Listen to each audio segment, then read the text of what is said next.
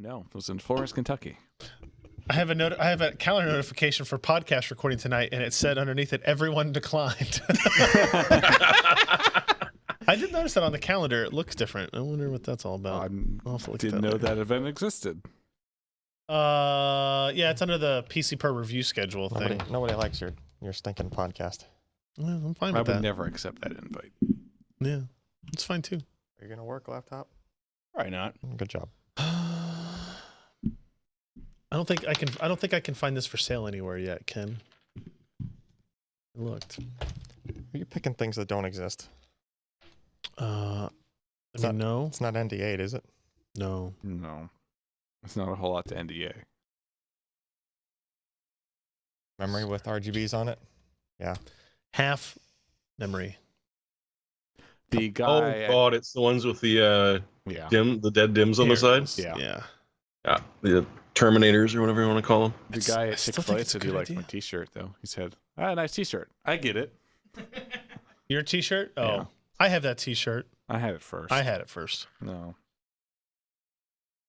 Actually, we bought it on Woot, so we would have had to order it At within the same symbol, at symbol. 24-hour period. It's probably still technically called an AT-AT, right? It's not actually called an AT-AT. Because there are Sure it other is. ones. There's the AT-ST. You don't go ATST. There you go. Hey, look, it's chicken. Yeah, people follow Big angry chicken. strict naming conventions for nicknames on military hardware. Yep. In the Star Wars universe, yes, it's very strict. It's amazing how much different this phone feels when I took it out of that case. So I have an iPhone 10 and I have a normal case for it, but then we went on vacation, so I bought one of those waterproof, not OtterBox. Who is it? LifeProof? Ken, is that what it was? LifeProof, Yep. I think. And so I've been using it for the last week and a half in this not giant, but pretty big waterproof case. I think small for a completely waterproof Yeah. case. Way smaller than the first waterproof case. Oh yeah, than the outer boxes that existed. Yeah. And then I just took it out of it because I hate typing on that screen with that case on it. And I was like, wow, this is like a nice, sexy device that nobody ever sees because you put a case on it because you don't want to drop your $1,200 piece of glass. In the ocean. No, on Don't the worry, I ground. have the I'm more official- worried about Case won't dropping help on for the that. ground than I am in the ocean. Don't worry, I have the official Apple leather case, which is just the leather's just peeling off. Is it? Yeah. Oh. So that's fun. Great quality. Oh, just like a phone, you got to get a new one every year. You gotta get a new one of these every 6 months, really. Oh, even better. Hey, for the Hi, record, Josh. my wife Hi. just recently, like in the past 3 weeks, have replaced her Nexus 5. Are you still on that phone you got? Oh, the Nokia 105? Yeah. Shit, yeah, I am. It won't work, Ken. Run You your won't car kill it. over it. Let's do the bend test. Yeah, you can actually bend it. You can just do the milt test. There's only one tiny PCB in there. It just flexes anyway. It doesn't care. I can do this jerry rig everything like- thing. So, Just get I've been- some. I've been pics. watching Billions Yeah. on like my travels. I've now had 3 people looking over my shoulder ask me what I'm watching and say, "Oh, I've heard good things about that." So That's funny because I suggested it to you because I watched it over my roommate's shoulder. Okay, yeah. Well- Like the lady sitting next to me Like, today. creepy wise over the shoulder? Or He just, had I it- like he had it Damian playing on a Lewis second and monitor Paul with Giamatti. speakers, and I was I didn't know who sitting Damian at my Lewis was desk until and this. like- I had never seen like Band He of was your Brothers. Band of Brothers, I've man. never He seen was it. Lieutenant like- Richard Richards. Billions. Yes, I'm gonna watch Band of Brothers here, after I man. finish season 3 of Billions, but like Dick a flight yeah. attendant who was like pouring drinks, off a little cart. She like leaned over to me and she's like, "Is that show on Showtime?" I was like, "Yeah," and then she was doesn't bode well Totally for that Showtime. show. That No, people have heard yeah. about it, but they're not gonna watch it. 'cause like, I'm you not gonna have to pay have for Showtime to watch it. Yeah.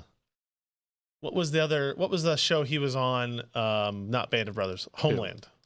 Oh, He was in Homeland. another. He was in Showtime Homeland. show. He was also in one about some cop who became a Buddhist and meditated and solved This crimes. is the first time I've ever I'm sure I've seen other stuff with him, but this is the first time I've ever paid attention. Does he always have that same look on his face? Yeah, Like he puckers up. Like he Yeah. always is kind of smirking.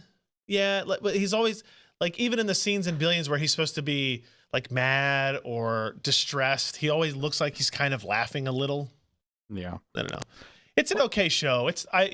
Homelander's pretty good. I think I do want to do Homeland because that's like well, 6 or 7 seasons, right? Well, let's say I lasted more than most people, and I think I lasted through 3 seasons. After like season 2, just way in the shitter. Homeland launched right after September 11th, right?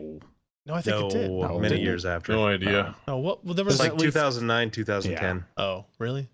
Well, I thought there was a show that was going to come out, or there was a movie that was going to. I don't know. Maybe. I was watching the CNN show, the 2000s, aka VH1's. It was 2011 for the first season. Okay. Apparently, it's still going. Yeah, I Man. think so. It got pretty bad. No, I made it through season 4. I guess. Not pretty bad. Pretty bad. All right, noted. I wasn't even able to make it to the first seasons of 24. I thought the never first watched that, couple of actually. seasons of 24 were really good. But I just yeah, it burned out did. of Like it it's too quickly. it's hard to. I think in one of the seasons, didn't a nuclear bomb go off in LA Oh, yeah, or they're something all like that? dead. And I was like, okay. You're straining credibility with your sci-fi. This is at the same time period I was reading a lot of Tom Clancy novels as well, so it all kind of fit. Yeah, Espionage overload. it's like when I read the Dan Brown book. and then Which I one? read There's the many. other. Then I read the They're other all the Dan same book. Brown The book, one and I that was he like, kept oh wait. putting out. A guy figures out many, many puzzles and solves something at the end Yeah, it's all the same movie. because he's really far. Was Da he's Vinci really Code smart. the first big one, right? Yeah. Yeah, Da Vinci Code. And it's apparently a trilogy that nobody cares about. Yeah, Angels Really? and Demons, and then So I something think else. I read Da Vinci Code first, and then I went back in Angels and Demons. Is Angels and Demons first, or It was. It Was it? was Well, it was released right- before. I think so. Yeah, it was I released don't know before what the Da third Vinci one was. Code. I used to read a lot more. Now instead of reading, I watch serialized TV, which is essentially the same thing. You're getting some weird story out of it, right? Tell you, I don't need to prove to myself the that I know how to Kindle- read. Kindle has helped me read more than I have in ages. It's just Yeah. so stinking easy. I get Just tired when I read now. I get You sleepy. keep watching television. Just get sleepy. I just need Not enough something explosions. to rip me away from the LCD display to go to the Kindle. Like when I start reading something, I get into it, but like I never like. You need a Kindle. I need like an impetus to go read. The only problem I have with Billions, by the way, is that it's very typical of the HBO Showtime shows, in that there has to be a gratuitous sex scene in it for 12 seconds Good for just watching because. on airplanes. Of course. Right? Yeah, which is perfect watching sitting next to the old lady in Yeah, the it's, the you know, like airplane. Outlander. And 12 and seconds isn't enough all time. of those. Jeez. Game of Thrones. The iPad is great though, because what happens is as soon as I realize that's happening, I hit the home button and it minimizes Oh, the video back into a corner. Then I act like I'm looking through email or something until the scene yeah, is over, and then I business, just What expand a it prude. Them some really small titties. I just don't want. Yeah, exactly. it's like when I was. And if they're looking that closely, then they want to, and I'm fine with it. I just. It's like when I was trying to watch The Wire on a plane. It's like, Is there a lot of sex and stuff in that? no, there's a lot of. There's just guns. Like I don't care if people are shooting each other, and you got headphones But on, if so you they don't care touch about each the other in a language. friendly manner, There's some not very appropriate stuff for planes in The Wire. In probably. Billions, there's S&M stuff. Yeah. So then it's just like, oh, are you into that too? I'm like, that's on the show. What you watching there, huh? S&M? What? Just hear a thumping from next to Do you. you want to go join the club? Is that that 50 Shades of Thing movie? My wife was watching stupidly a somewhat scary movie on an airplane back from China, and a jump scene came up, and she came about 3 feet out of her chair, and everybody on the plane looked over to see what the hell that lady was doing. On our flight back from Europe last year, my girlfriend watched like 2 movies that made her cry in the middle of the airplane. I'm like, don't watch the sad movie on the airplane. I always watch That's the what- comedy. Yeah. I watched Ready Player even One then, on my last flight. I listen to That's not a good I listen movie. to podcasts while I'm Really? walking No. around. I That listen to movie podcasts while I'm sucks. walking around the airport, and sometimes I like something funny happens, and I'm like standing in line at Chick-fil-A, and I suddenly start laughing. I'm like, I look like a jackass. I usually listen to podcasts on planes, and Yeah. I had that on my way Yeah. back from San Jose. Like hear that? I could not stop laughing. Yeah, it's raining hard. Yep. So maybe What's we rain? should Yeah, that's fine. Let's do it. Are Start a we podcast. good on your side? Do a show. I'm worried not about this good rain on thing. my It sounds side. nice. I was really talking to Alex. Yeah. Oh, you guys do care. I got to figure out what the hell I want to, Yeah, do it. There's so many good SSDs out there. What about some monitors? There's a Josh? great sale on the new Western Digital Black 500 Oh. gig, Yeah, the Wire is a very good like TV show. 149. Are you sure it's the new black and not the old black? I think it's the That'd be new the Black. orange. Does it say Western I Digital? haven't watched that show either. Does it say Western Digital WD Black on it? I don't know. The 512 was the old one, right? And then the I think- 500 is the new one. Yeah, I think so. Yeah, it's 149. That's so dirt cheap. But why for- would the new that's- one be less? I mean, I don't care. That's fair. I mean, All they right. could have called it the 518 or something. I don't They know. could have called it anything but black. It's true. Let's do this. Yeah, it's rather confusing. Like pink or turquoise. All right, everybody. Here we go. Stupid. What if I don't wanna? I don't care. Then we'll mute you and disconnect you and move on. Wow. You're Is your busy now. laptop working? Looks like it is, but it's working. All right, here we go. 3, 2. Hey, everybody. Welcome to the PC Perspective Podcast. This is For Really, episode 509, recorded on August 15th, 2018. I'm Ryan Shrout. I'm Jeremy Hellstrom. I'm Josh Walrath. and I'm Alan Molentano, and then there's a Ken And an Alex. They're over and there. Alex. They're We're over here. This is unlike last week where we sent out an email saying it was episode 509 and then it wasn't actually a podcast. I think the exact line Josh opened with is welcome to the not PC Perspective podcast. Is that Even right? though Jim? it was still PC perspective. It was, yeah. Either way, it's But fine. it went off nice. No, I think it did. And we had Everybody we had a positive nice comments. time. Yeah. This And week, Alex didn't curse much.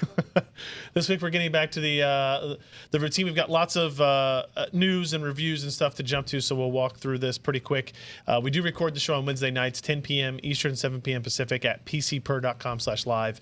If you want to join us there, we have a chat room. You can interact with us before the show, after the show, or during, I guess. We watch the chat rooms for that too, for commentary and questions. If you need a reminder about our events, you can go to pcper.com/subscribe. Takes you to this page here, asks for your name, your email address, and we'll send you a notification when we are going to do a podcast or a live stream. There may or may not be graphics cards and processors and drivers and stuff coming out in the near term or probably long-term not. future. There's probably nothing else happening for the rest of the year. But if there were hardware releases coming, you might expect us to have live streams discuss them with industry personnel. So keep that in mind as you go to that mailing list and subscribe to that. We also have our Patreon continuing to go at patreon.com/PCper. That takes you to this page here. This is your place where you can become a regular contributor to PCper from like a monetary perspective. You can donate $1 a month or $3 or $5 or $10 a month. If you think the reviews we do are good, the videos we do are good, the podcasts, the after show, the mailbags, all that stuff is kind of built into this, and all this money goes straight to us. So if you run an ad blocker and you feel like a guilty person, or if you run an ad blocker and you don't feel guilty about it, you should still go to patreon.com/PCper and help us with that. And anybody who becomes a new patron during the show will get a shout out on the podcast as well. What if they become a nude patron? We do get a little bit of an icon and an avatar, so it's possible that we'd be able to know that. We'll or still they could take their money. or they could, yeah, I mean, Because the last time I Ken's not walked in a picky. store with a cowboy hat and said, "There's a nude sheriff in town," didn't go well. yeah, I could see that. We still have we have our mailbag. You can go find that at youtube.com/PCper. We also have our merch store going. You can get that at joshtech.com, JOSHTEKK.com. You can buy t-shirts, Death Wish Raid, still the most popular. Hot dog down a hallway, Super Pipe. We do have a classic PC Perspective on your chest t-shirt there in the classic blue. Just we also sounds wrong what? the way you said it. Yeah, I did that on purpose, maybe. We've got mugs. If you want a little Josh Tech on your wall, you want a little Josh Tech on your drink. Who doesn't want a You wanna- little It's not Josh where I Tech want a on little everything? Josh Tech, but I'll take Maybe it. you want a little Josh Tech on your chest. You can do that as well. You can get some Josh Walrus holding his wheel here as well. And I like how we got the glasses pretty correct. Yeah. Oh, this is great. Yeah, you can get it in 4-screen if you want. Ooh, and green. That's like Notre Dame green. My wife would probably want that. Like British racing. Yeah, green. she wouldn't wear it, but she might. It is like British racing green. Nice. Yeah. So that's it for our housekeeping at the beginning. Let's go ahead and jump into news. As you can see on the rundown, if you watch the video version, we've got a lot of things to go through that are pretty interesting. And we're going to start with the major product review that went up this week, which is the second generation Ryzen Threadripper. Man, it's raining really hard here now. Yep. If all the power goes out and we disappear, now you know why. What if this is not like a tornado or anything? Don't we get those alerts on our phones? Probably. I don't know. Yeah, probably. Maybe. So anyway, Ryzen Threadripper 2950X, 2990WX, and Threadripper. I'd like to say one thing. Oh, you may. Yes, I'll let you. Please. Ken, you did a fantastic job on this review. Thanks, Josh. I know I think it was well balanced. You had some Was it really fair and balanced? specific benchmarks that did a nice job in showing the advantages, disadvantages of all the different CPUs. I thought you did a fantastic job, and it was not 40,000 words long. That's just my intro, though. Yeah. So we know what Threadripper is. The platform is actually the same. You got some new motherboards coming from Gigabyte and MSI. Asus just basically has kind of like a revision change for it. But what's different this time is, and we don't have to go too much into this because they announced some of the specs already, is the 2950X is now your 16-core, 32-thread part, replaces the 1950X, but these are Zen Plus cores, so you get 12 nanometers, a little bit higher clock speeds, Precision Boost 2, basically better overall performance, and in some cases by quite a bit. A starting price of $899, so $100 less than the starting price of the 1950X last year. The 2990WX is, I was going to say the flagship, but I consider both of these to be flagships just for very different people.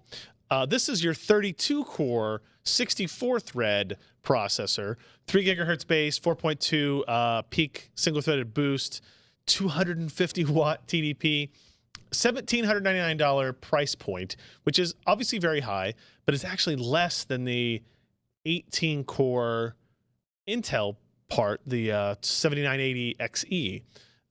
So you can see there kind of a fairly significant difference in the specifications itself. So we'll dive into that as well. But it's important to note, like the 2950X versus the 2990WX is a very important distinction between those two parts.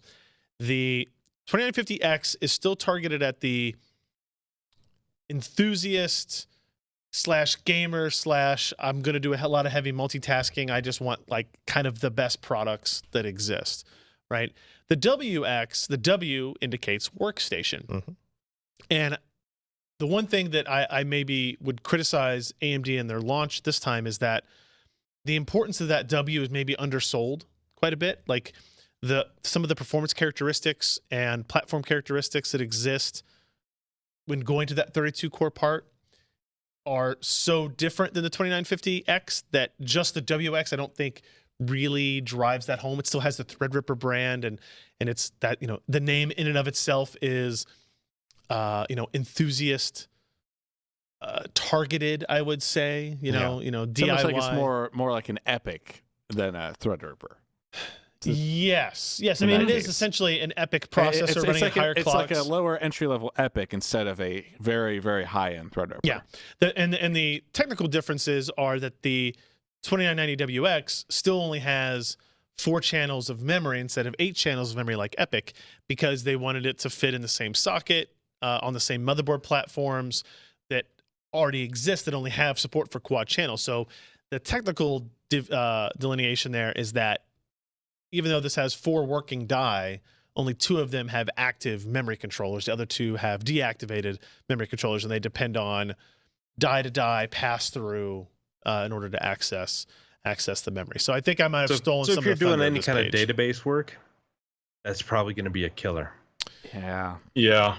And we have tests that show that, right? So This is a diagram of the 2950X, aka the 1950X from the previous gen. You can see, 2 working die, 2 dummy die, and then how the Infinity Fabric interconnects between them. All this we understand from last year's Threadripper stuff. When you go into the WX, it's very complicated. like a lot more complicated, as it turns out. Yeah, the connection to the rest of the system is all the same, Yes. right? It's just the But- dummy dies aren't dummy anymore. So yeah, if you look at these 2 die, they both don't have memory controllers and they don't have PCIe connections. Right. So any But they processing do that have a occurs, buttload of cache. they do. Yeah, Yes. this is true.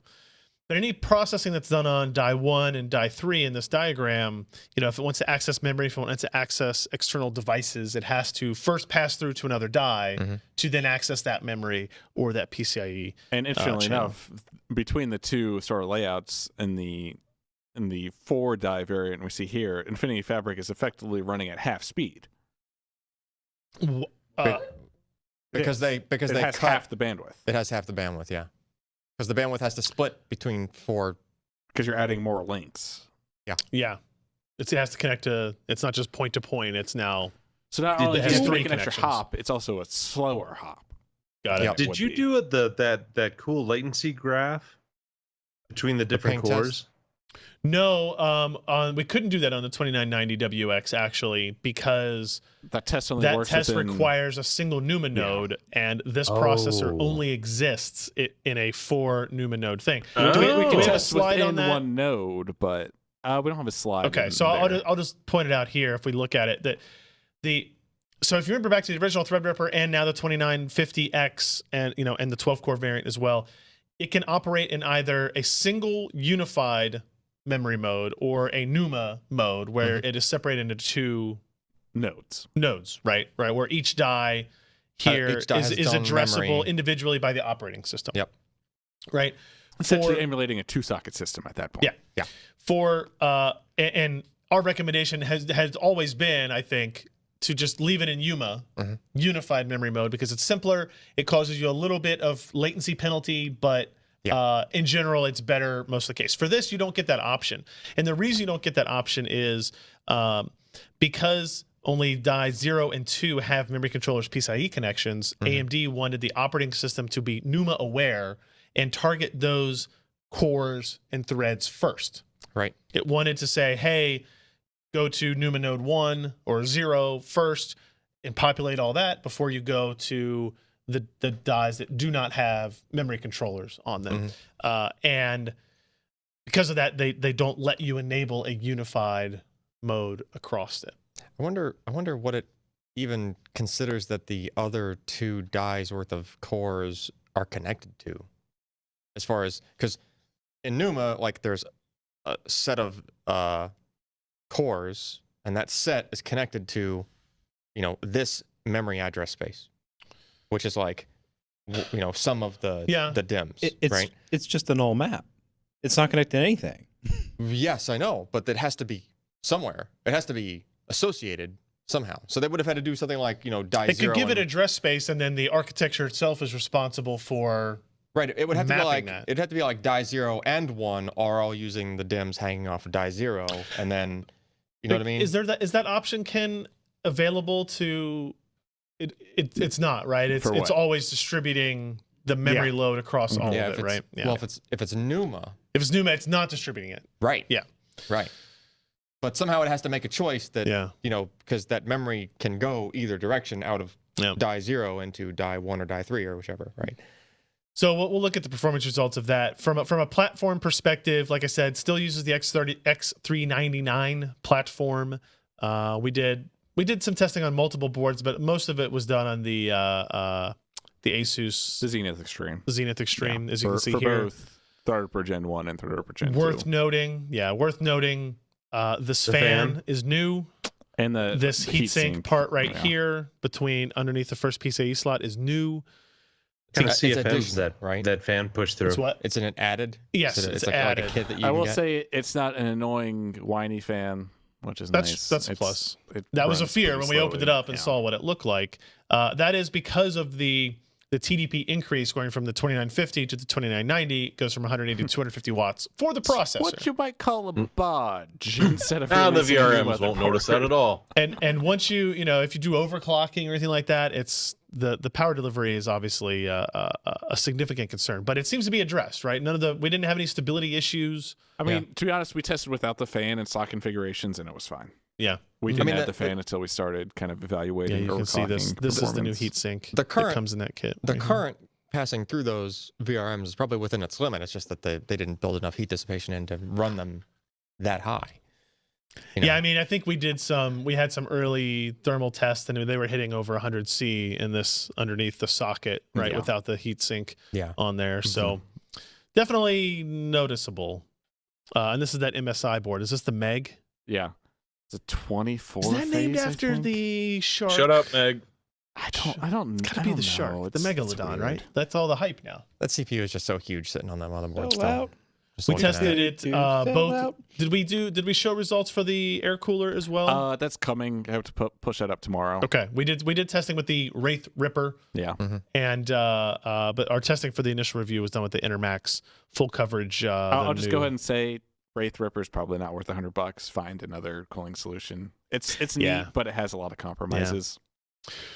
So I'm not going to walk through every benchmark here, but I'm curious which ones stand out. What shows? So let's get this guy out of the way. The gaming stuff first. And the 2950X does really well here. The Zen Plus core improvements, the latency reductions do very well. And now you're getting essentially 2x the benefit of Zen Plus because you have two dies instead of just one. Well, scroll back up a fuzz there. So the 2950 versus the 1950. These are both the same rough configurations. 2950 runs at higher clocks. It's just a very slightly higher clock. So it's like a similar difference between going from the 1700X to 2700X. You have higher clocks because of XFR2, the dynamic overclocking stuff, improvements, process node shrink. And when you're not utilizing all of the threads, if you're not utilizing just one or two or all of them, the ramp is smoother. Yeah. Right. So you're getting more clock speed in your medium usage situations. Okay. Now what you'll notice here is though Go back to the top. There's something important to discuss. oh yes, Yeah. please. So, like we saw with Threadripper 1, there is the sort of legacy compatibility mode, as they call it, where with the 1950X, you could kind of split it into a one die configuration Yeah, it was 8 cores that would 16 emulate thread. an 1800X. Yep. With the 2990WX, you can split it into either a 2 or 1 die configuration, so essentially a 2950X or a 2700X in broad generalities. We tested with the 2990WX in the stock configuration in the quarter core mode. We chose quarter core because we didn't have time to test both of them, and we kind of wanted to maximize gaming performance. Mhm. That would be the best case scenario for any gaming scenario. Which was how if many you run dies? this issue. That mode? What? How many dies was that mode? One die. Just one die. Well, no. It does cut you to 2-channel memory, which is interesting as well. Yeah. But- it's You have to reboot to enable this still because Yeah. it's an option set in the BCD file in Windows. same as it's been. It's not a convenient thing to enable. It is not. And what you'll see here is, so the 2950X, I will say, does better than I expected in the gaming tests. Is it beating the Intel 8700K? No, not all the time. In a couple of cases like this Ashes test, it does. But pay attention to, the top two results are the 2990WX standard and then in gaming mode. Now, what you notice here is a couple of instances the game doesn't start because it freaks out seeing 64 Yeah, threads. It's like, you want me to do Very what? similar to what happened last year with the first Threadripper, where some games wouldn't start with 32 threads Yeah. showing.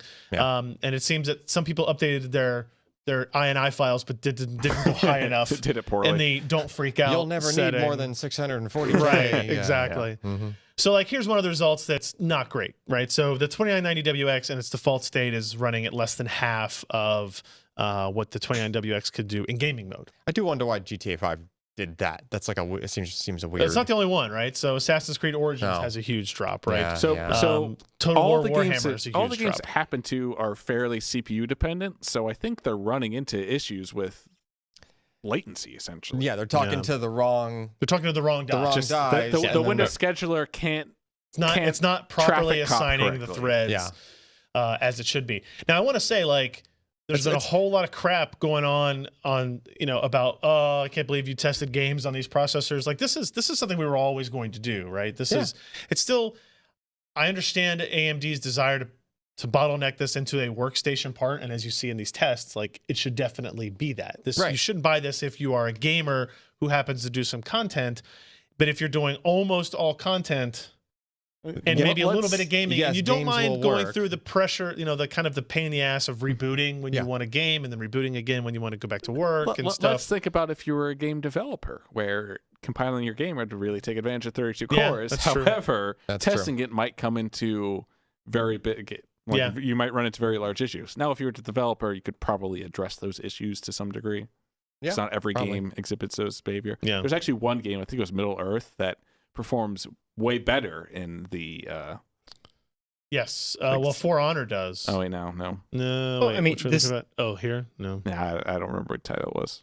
I think there was one that did. Yeah.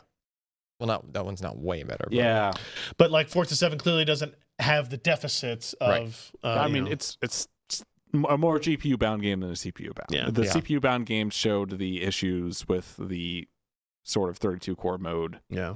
and it's So- kind of how it worked. I don't knock the 2990WX for these results necessarily. 990WX. Jeez, oh, Pete. Because of this. 2990. But it's just something to be aware of, right? Yeah. If you're going to build it, if gaming is even kind of partially the reason you're building a new system, get the 2950X or get a 2700X, right? Or look at one of the Intel processors, right? Like, don't buy an $1,800 processor because you want the cachet of having a 32 core part. Mhm. If you're going to leave it in game mode 50% of the time with 16 or 8 cores enabled, Yeah. kind of wasting it. So And the other thing to consider, gaming aside, is that there might be some other applications that wig out when you throw 64 cores at them. Yes, like it's there entirely might possible. be. I mean, this know. is this is forcing a more widespread awareness of non-homogeneous computing, That's true.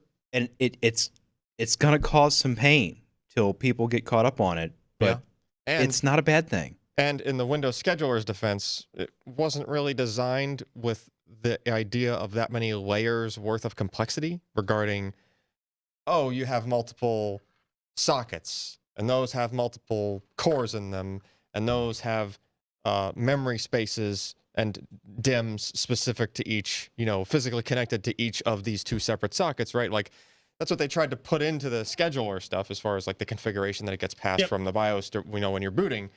And like now you add this additional layer where you might have cores that are actually like you don't want to use them in like a last resort, right? Right. Like you want to use the ones obviously that are connected to their own memory first, and you want to make sure you're putting the contents in the correct spaces so that Right. they're on the local dies, right? But then And there's another component to this, and the chat has been mentioning it a lot, and it's the performance difference between Windows and Linux on the 2990WX. Linux shows substantially better performance with Yeah. this processor because it's the Linux kernel at this point is more built for That's Right, true. it's like like they've been this. playing Yeah. with Numa for a lot longer. Yeah, not where only, not it's- only huge numbers of threads, but like I wouldn't be surprised if that. I haven't looked into this, but I wouldn't be surprised if they have some additional layer of like prioritization, where a Linux, like a current Linux kernel, can probably be prioritizing those dies versus the other, Yeah. slave dies or whatever you want to call them. Point right? everyone at the Phoronix articles. They did their initial Yeah. review, and then they actually did a comparison with Windows. They're great. We're probably not gonna touch Linux for now because Yeah. honestly, they Well, did such a let's good look at- damn job, and that's what they do. So let's if you're- finish up our Threadripper discussion here and point to the article. But I want to look at some of the tests where these guys do good, right? So if you look at Cinebench, kind of your classic multi-threaded test, here's a single-threaded version of it. 2990 and 2950 doing very well here. Now, if you look at multi-threaded, like this is where you go, oh shit! Like this suddenly is actually, oh, now I get it, right? If you're Yeah. doing CPU-based rendering, if you're doing And that's pretty Blender good. workloads. Okay, well, you That's scroll pretty good back up there considering a how little much data is being thrown And around something during to that notice test. there. I mean, just in this, Yeah. look how close the 2950X is to the 7980. Yes. And that's Mhm. 2 Yes. more cores Yep. and 4 more threads. That might That's be a common really freaking theme close. among all of these benchmarks, actually. Yeah. Yeah. And if you look at Blender, you see similar stuff here, where the 2950X is actually faster than the 7980XE, and this Yeah. is a lower is better, and 92 seconds there, and then you go down here. It's a little bit. It's a little bit shy. Well, in that case, it's more shy, but it's a little bit shy of like a Graph is perfect huge. scaling, right? Because of where those extra cores are. Right. Right. So you're you don't supposed to get- screw around while you're waiting for it to render. Damn it. Yeah. Yeah. Too quick. Jeremy was complaining at SIGGRAPH as well that things that render too fast means you don't get any off time to like look at Yeah. your phone and Can't go get get a cup of coffee coffee, and yeah. stuff. Pavre, another example of a CPU based renderer that hugely benefits from the cores of that. Handbrake Handbrake. is interesting. Handbrake, Yeah. like video encoding at this point is getting to a point where the threading benefits are starting to be There's ways around it. diminishing returns. Like but Handbrake is one of those where the application isn't necessarily optimized to go to Yeah. scale that high, Yeah. right?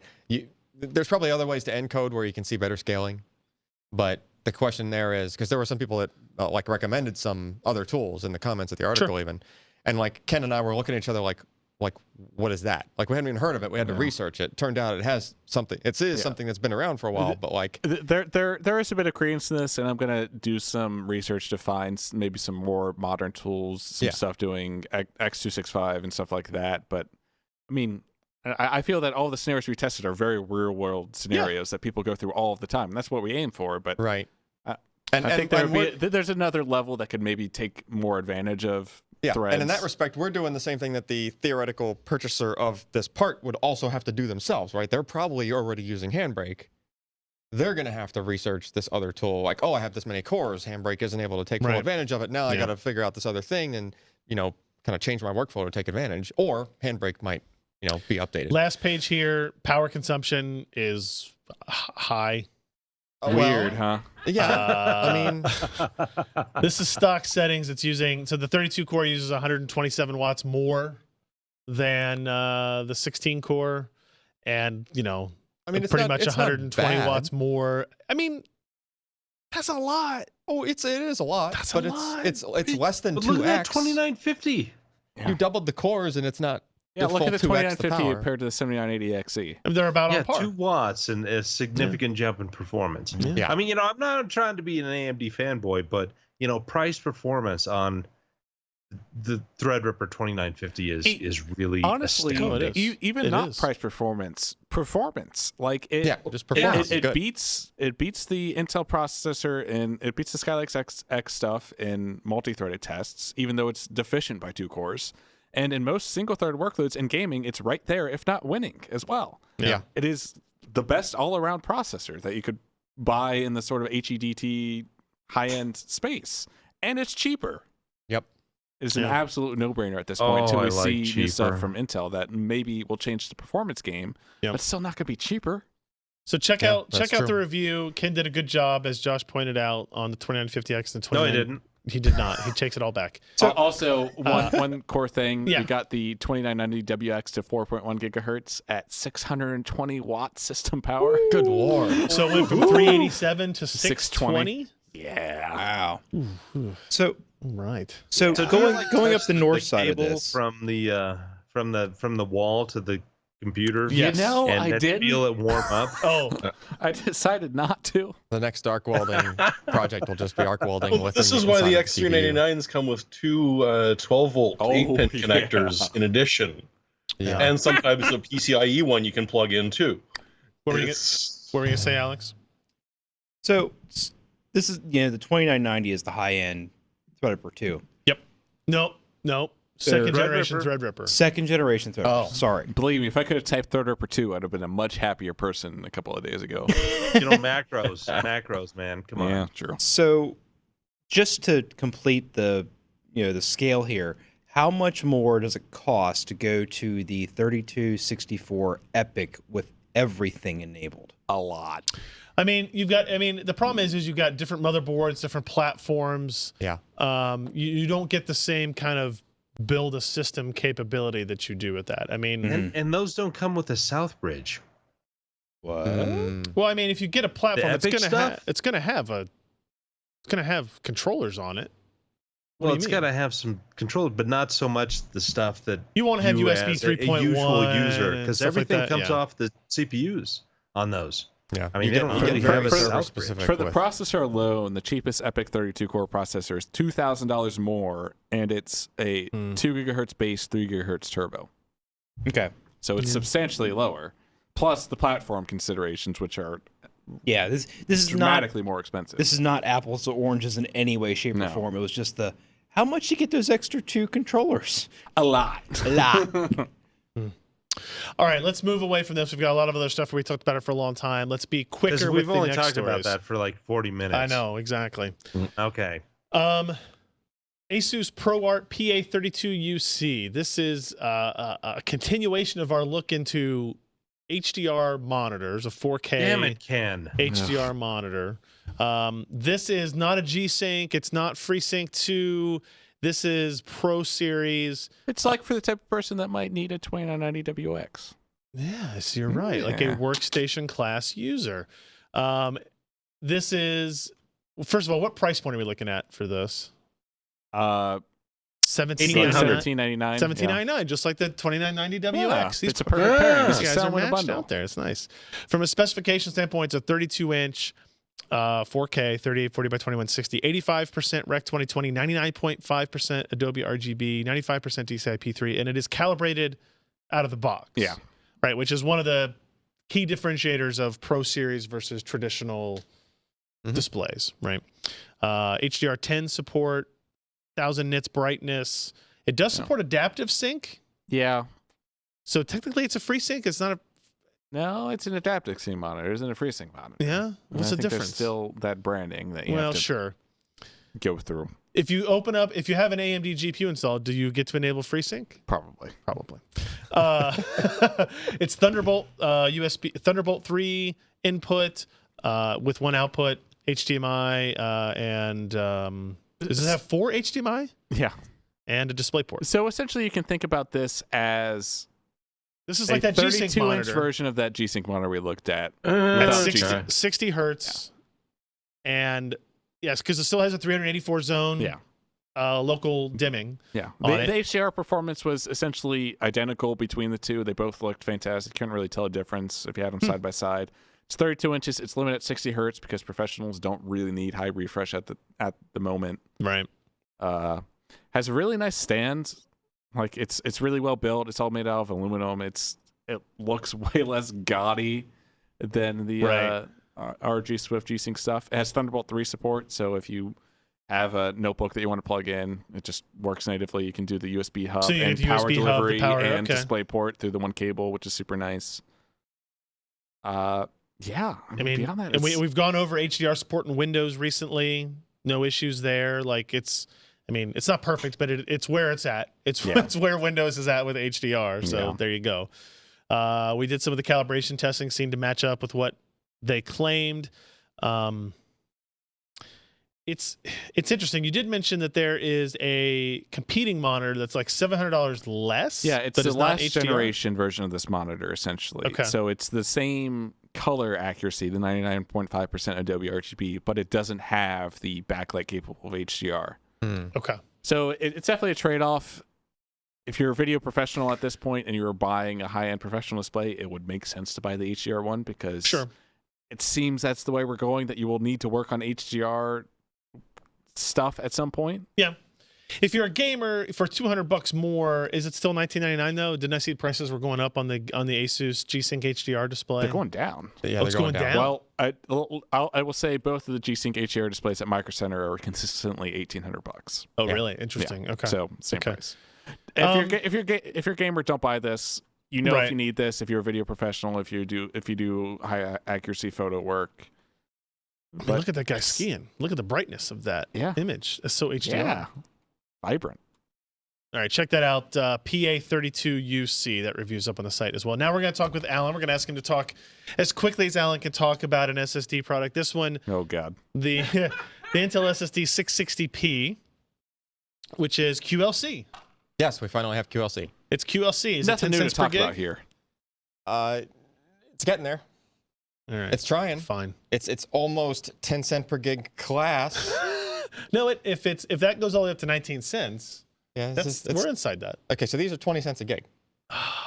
MSRP Okay. is 20 cents a gig. Yeah, So right out of this is an NVMe SSD for 20 cents a gig. These are NVMe SSDs. They're QLC. They Now have now- SLC cache Yeah. that is adaptive.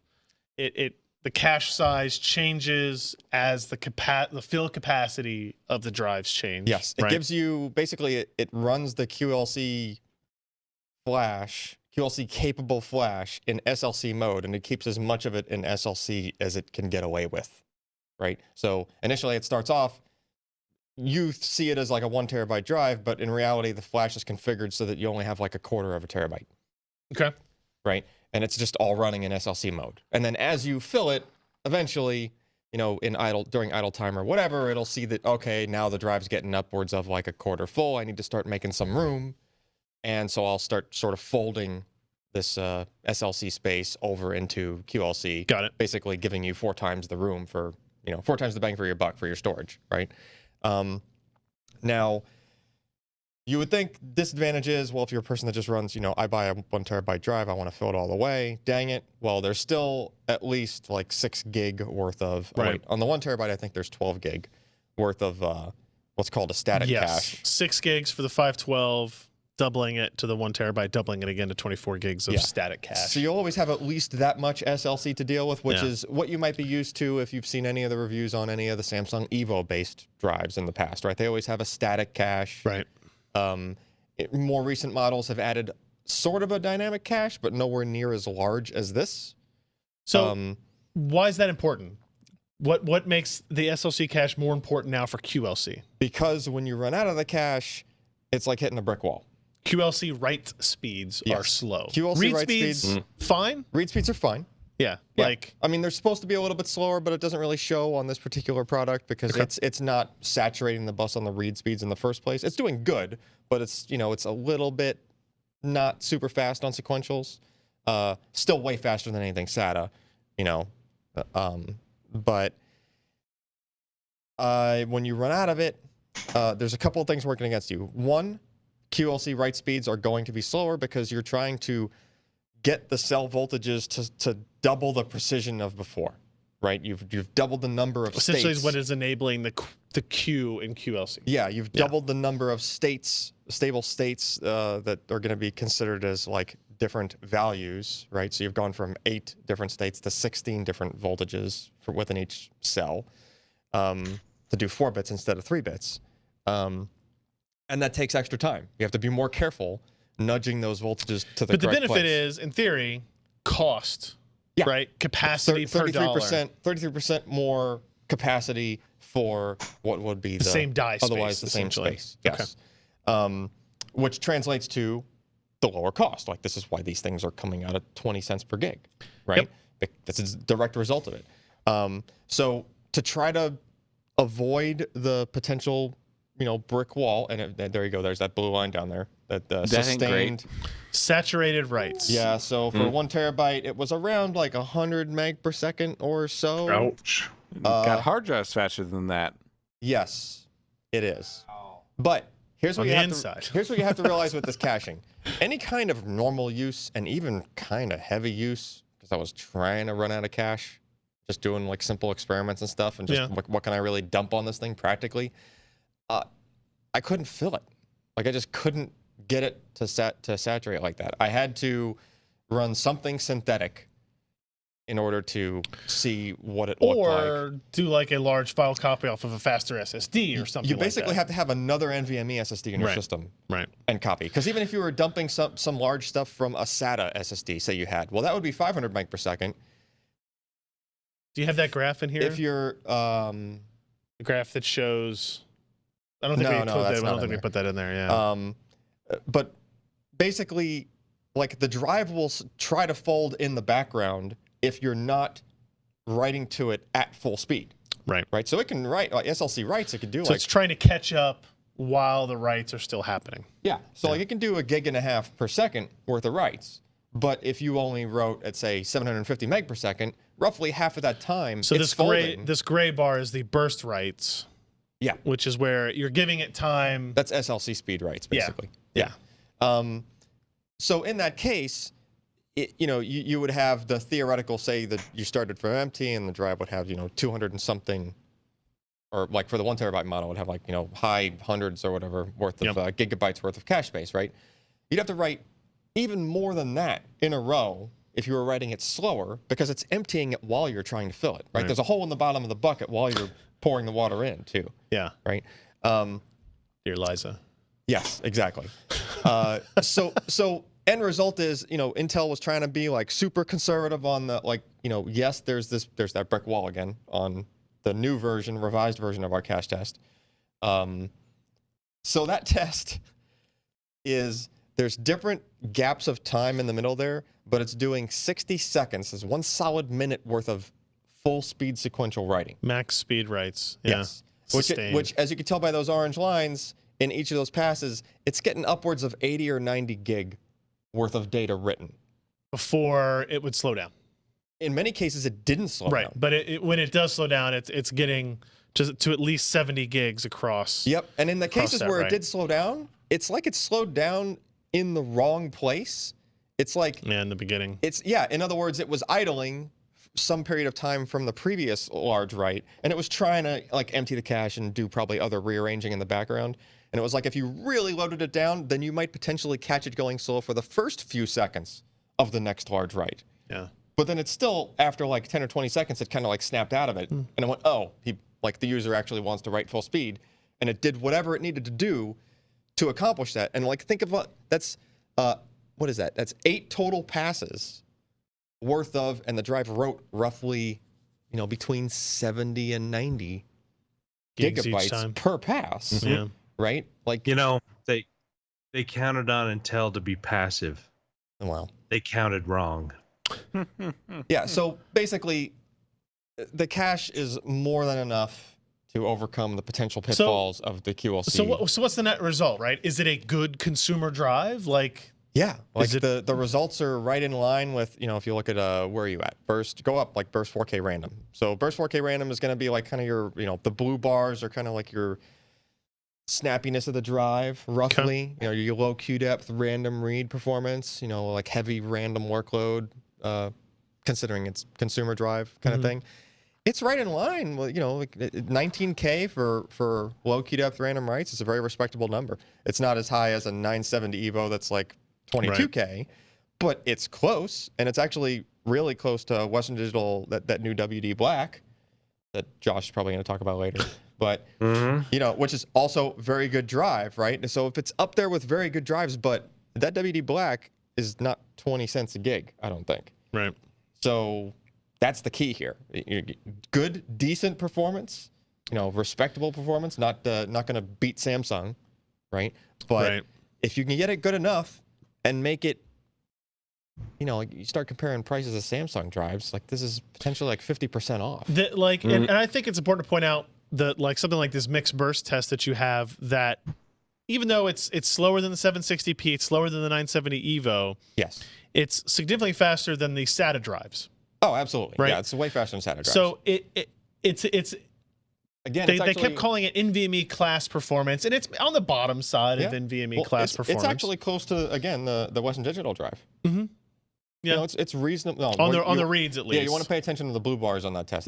That's your pain point where the thing you would be paying attention to. Got it. As far as how much time it was taking, right? Yeah, and then there's your read service time. So Yeah. not as not as fast, but obviously like more than twice as fast than SATA doing those. And I same think things. the most important part about this is here. Well, this price, which is pretty darn good for MSRPs. Also, 5-year warranty, Yep. which typically like the 500? TLC drives will usually get like the 3-year warranty, and Oh, the okay. MLC drives Okay. will usually get the 5-year. cheap. Yeah, and it's just 1 it's just- terabyte for $200. It's just crazy, Yeah. crazy cheap. It's just Now there is a question about the TBW on this. yes, the endurance numbers Yeah. are slightly lower than what you're used to seeing from even like a TLC drive. So I think we understand why that exists. Does Absolutely. it concern you? No, because the numbers from even something like a 970 Evo were pretty high already. Yeah. Like TLC typical endurance numbers, pretty high. Like I think which model or which capacity was it? I think like the half a terabyte works out to something like that works out to something like 50 gig per day or something. I put it in a text, I think. We're talking about it. It comes to 50 over gig per 50 day. gigs per day, every day, including weekends, for 5 years. Yeah. Yeah. So you're combining, also even taking into effect 5 years versus 3 years, 50 gig per day on average is hard to hit. Boy, Yeah. that's a lot of Years. porn. I mean, to it might download. be something you do several days where Oh, you're sure. downloading games or Yeah, when you watching first- all of Josh's videos. When you first, if it's your Steam game drive and you first get it, Yeah. if it's your Steam game drive when you first get it and you bought the smaller one, again, I'm using like the worst case, Yeah. right? I'm using Yeah. the half a terabyte part, right? If you completely filled it right away, yeah, you might have blown through a week and a half worth of your ride endurance, but are you gonna completely fill it again, like Yeah. within the next week and a half? Probably not, Yeah. right? I agree. Technoscope says in the chat like he's not impressed with the price, and he linked to the Crucial MX500.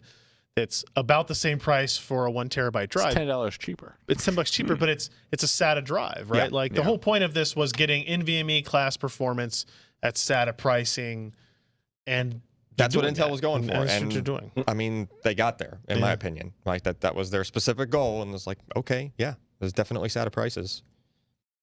I'm They impressed. hit the compromises just right with this product as compared to everything else on the market at that area. That's the thing. And if you're the kind of person that you're still worried about the endurance or you're still worried about the performance, then okay, yes, 20 cents a gig is not for you. You have to Then go spend to it. 970 Evo, 970 yeah, Pro. Yeah, you have to spend a little bit more. You're not in the scope of what this drive was made for. This is like your Intel mainstream typical person drive, Right. and in that respect, Kind of based like on that the Toshiba drive in the really small form factor in VME. what about it?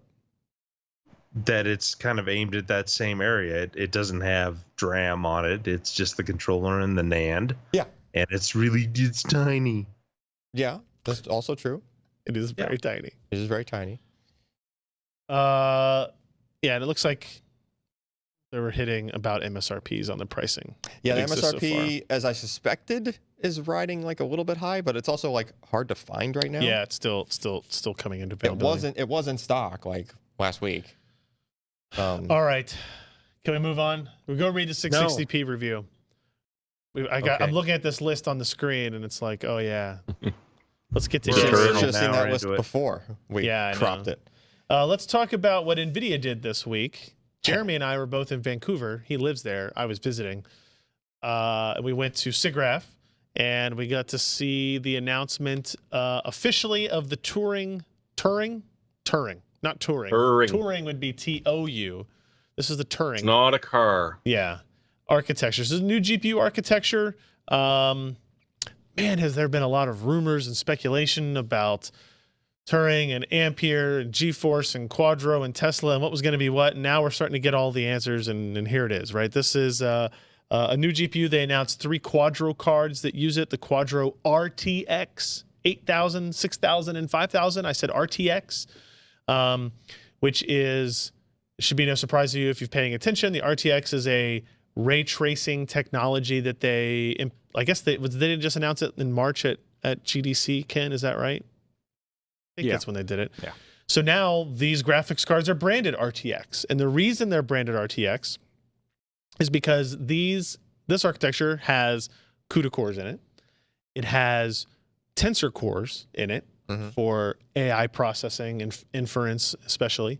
And it also has RT cores, aka ray tracing cores.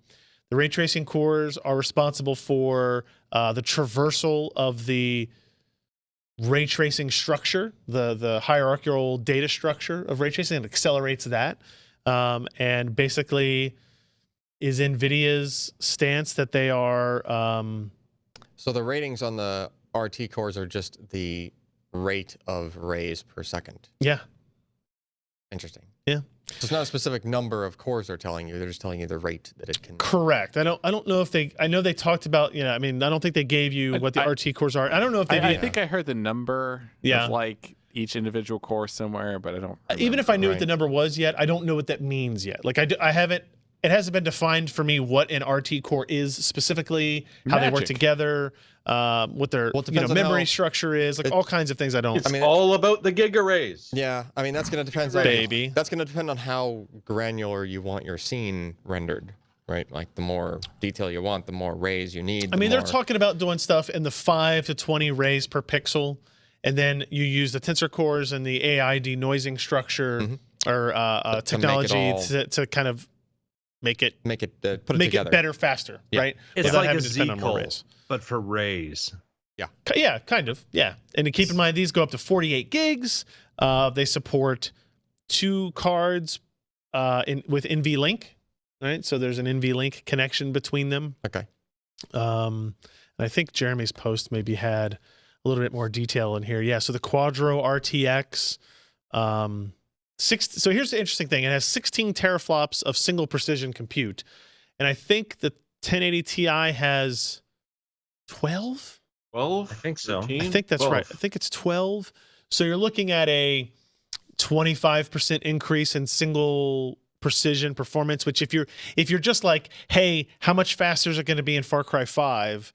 Maybe that gives you an idea. We don't really know what the clock speeds are specifically yet and a bunch of other stuff. But if you're thinking about that, that's what it is. But it's interesting that, if you assume that the RTX brand and all the rumors and leaks and, people dissecting the video that NVIDIA put out on YouTube and stuff, and they basically, everyone has come to the conclusion it's going to be a GeForce RTX instead of a GeForce GTX with the new parts, that NVIDIA is not going to just lean on the gaming performance of Turing over Pascal, but instead what the benefits of the ray tracing and the tensor cores can do for gaming. So it's going to be really interesting to see what they end up announcing there. You don't talk about NVIDIA RTX as the API for ray tracing in games on top of Microsoft's DXR unless you're going to put it in Right. a GPU that actually plays games. Yeah.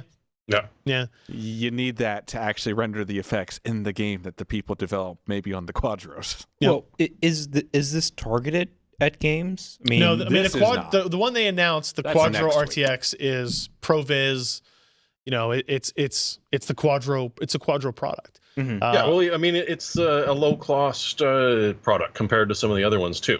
compared But to like this Tesla. goes perfectly with the new Threadrippers in that it's this market that's never existed where you can get professional level stuff for essentially dirt cheap, Yeah, right? Like $2,300 for the lower cost one.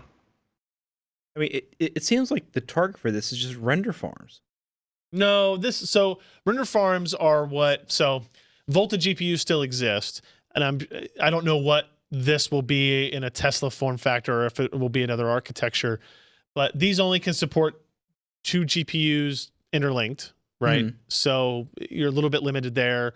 I believe NVLink on like the Tesla DGX connects up to 16 GPUs per node, right? So it's a different interface there. Mhm. This actually has fewer tensor cores than the GV100. It has fewer CUDA cores than GV100, but GV100 doesn't have the RT stuff, doesn't have the ray tracing technology. Mm. And yet somehow it's going faster, even with the lower. Faster than, Like Faster at what? weren't we comparing against the 1080 Ti just before? What? sure, but the 1080 Ti is not a Volta based. I'm talking the single precision. Which Oh, is, yes. Which is not going to use. It has more CUDA Correct. cores than a 1080 Ti, but Okay. it has less than the Volta GV100. I got you. Yeah. All right. So yeah, actually this right here shows that comparison. The Pascal version of it is 13 teraflops versus 16 teraflops. of shader and compute there. You're going from 11.8 billion transistors in the Pascal version to 18.6 billion Jesus. transistors. So a pretty big increase. And a much bigger die too. Yes, that's the Jesus part. This is a big die. They are on the That's 12 hitting the nanometer reticle part. limit. Yeah. Yeah. Well, Okay, 800 isn't and some is GV100 reticle pretty? limit. Isn't GV100 bigger than that? Isn't? I think I think it's the around that V100. same size. So yeah, no, reticle limited and TSMC I think is a little over 800 millimeters squared. So they're within those bounds, but Not by a yeah, lot. That brings up some curious about interesting yields. thoughts. If you think of this as the potential 1080 successor, what do they do with the TI? Yeah. Where do you put the stuff? Where do you put the extra cores? Yeah. Good question. Well, So that's why it's not a TI anymore. That's why they're going to name it a Plus. I would guess. I mean, It's going to have a this daughter board stuck this on 13 teraflops number is like Titan XP, right? I think so. The third. I mean, Sure. that's the maximum Pascal. So I would 24 assume that gigahertz, the Turing chip they're showing 24 there is going to gigabyte. be the Titan XP, the 1080 Ti, or 2080 Yeah, Ti, I or guess. whatever it But is. still, like, Yeah. but this Turing GPU they're showing is like, if The it's biggest they if can it's the- make? It's the RTX 8000, Right. Then it would be the GTX 1080 equivalent in theory. I think they would call. I think that would be the Titan XP or 1080 Ti equivalent. Yeah. Well, we usually don't see that at the beginning of an architecture. Is the point? That's true, and they may not. They may not launch But it. they're announcing it differently this time. It might It's be. true. Pricing Very wise, up to $10,000 for that 48 gig capacity of the RTX 8000. How much that price is? Just the DRAM or the GDDR? It is GDDR6. I don't know if we've pointed that out before. Yeah. I mean, it's really impressive stuff. They had some amazing demos. They showed, it's hard to see here, that Stormtrooper demo. If you remember, they showed that at GDC. It was a real-time ray tracing demo. It was running on 4 Quadro. Tesla. I thought, well, it was on 4 voltage GPUs, Yeah. whatever it was. Yeah. Yeah. V100 GPUs. Yeah. And now they're running it on one Turing. One GTX or RTX 6000. Not even Mhm. the highest end. Not even the highest end. That's Nope. freaking significant. It is, yeah. Because before they explained it to me at the demo. They had 4 GPUs running. One of them was doing the shader work. One of them was doing the ray tracing work. One of them was doing the denoising work, the AI inference work, and then the other one was there as like backup, Picking up the essentially. scraps. Yeah. And now they're doing it on one product, and it's super impressive to see. Now the question will be, obviously, for a lot of people that listen to this show, is like, okay, what's it going to do for gaming? What's it going to do for, what engines are going to do? Epic is already, I mean, most of these demos are running on Unreal Engine, Yeah. so they're clearly integrating it. So I'm excited. honestly, I'm excited do you to see go to what we get movies? next week. Never been to If one. you go to movies, this is what that card's for. Yeah. It's going to be Yeah. making your movies pretty. Yeah, it's impressive, and it kind of paints an interesting picture of the GPU landscape, right? AMD's kind of, they're behind. Vega was already kind of behind what Pascal can do. Now they're going to be another architecture behind. But not only that, but the architecture that NVIDIA has built is doing very different things. It's doing now we assume if this comes to the gaming side, you're going to have AI processing cores, you're going to have ray tracing processing cores in the Yeah. GPU. Will AMD have been on that same path with its next generation part and have the same thing? Or will they not? This is like going from DX7 GPUs to DX9. Yeah, I mean, it it used to is. be able to very, very simply. It's like you have raster units and you have texture units, Mm-hmm. Yeah. and that's it. And then they started adding these damn things called shader units, and then shader units turned into vertex and geometry shaders and pixel shaders, and it's awful. It's One last thing I point It's out shady. is these cards have a 300 watt TDP, but they do support what's Virtual Link, Yeah.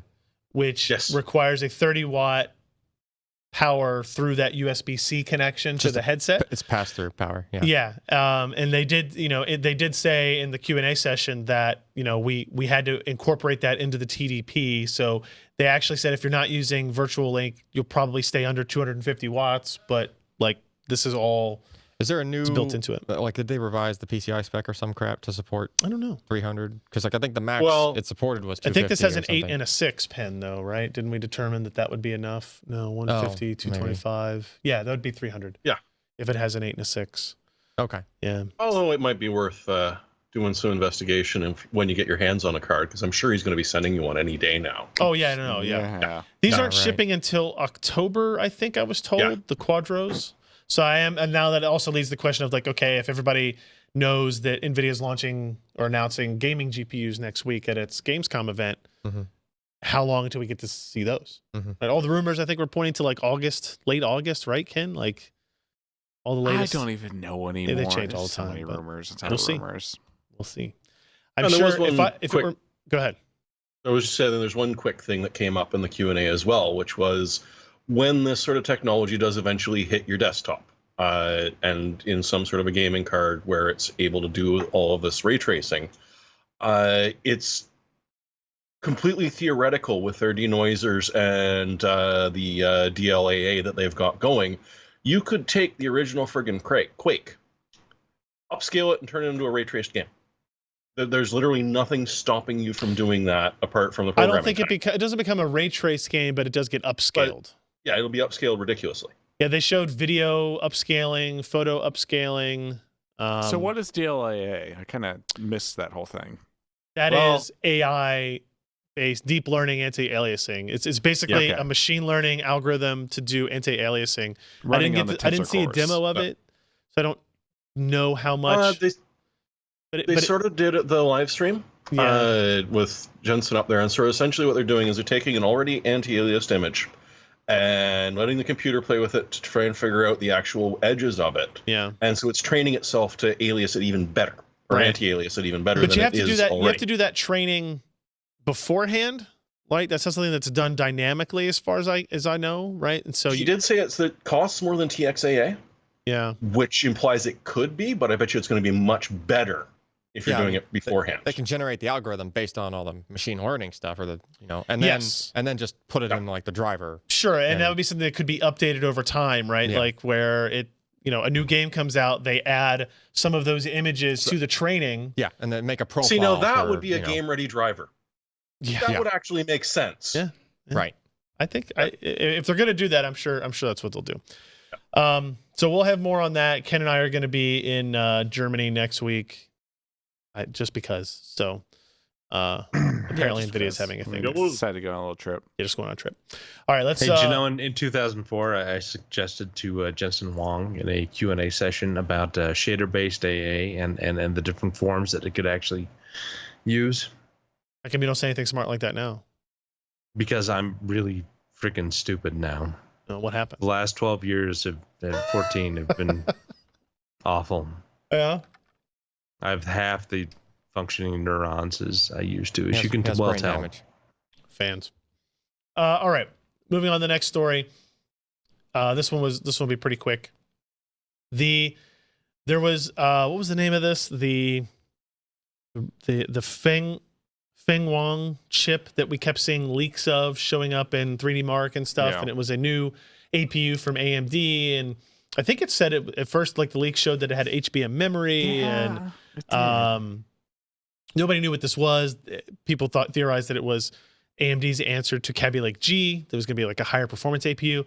As it turns out, this is a processor that AMD was building in a semi-custom capacity for a company called, Zhongshan Subor, which is a giant Chinese. NES clones, Yes. Famicom clones. They're a giant Chinese conglomerate company, but I think a lot. If you've ever heard that name before, it's probably from that, making classic console clones and selling them. But they built an APU that is there's a quad core Zen processor, not hyper-threaded, but SMT, so 8 threads, running at 3 gigahertz, no turbo or XFR, and the graphics portion is a Vega GPU with 24 compute units running at 1.3 gigahertz. So pretty high performance chip. It is lower performance than the Xbox One X or the PS4 Pro, I believe. Definitely the Xbox One X. It's about the same size GPU that you get in the Kaby Lake G Vega M GH part. It's not the GL part, right? So the higher end of that. They have 8 gigs of GDDR5 on the system on the board. I think the first reports were it was on the package, but AMD updated that. They're building it for a console that looks like that, like a console would look, as well as a PC. as well as a gaming PC, and they're going to use the chip in both of these. So is this a fully online only console? Because I see no. No, it has regular ports on the back. It looks like a PC on the back. I mean, these are USB ports. It might just have right. controllers. On the back, I'm pretty sure we've seen photos where it like has actual like Just- stuff. Display outputs Yeah, I'm and trying to stuff. see if we can spot one. Well, I mean, there's no optical drive on it. Oh, you mean like okay? Oh, so- sure. Well, screw that then. Yeah, I don't know. Could be up top. Maybe. I don't know. Maybe. Good point. might just. I mean, not even there's need many mysterious folds in there.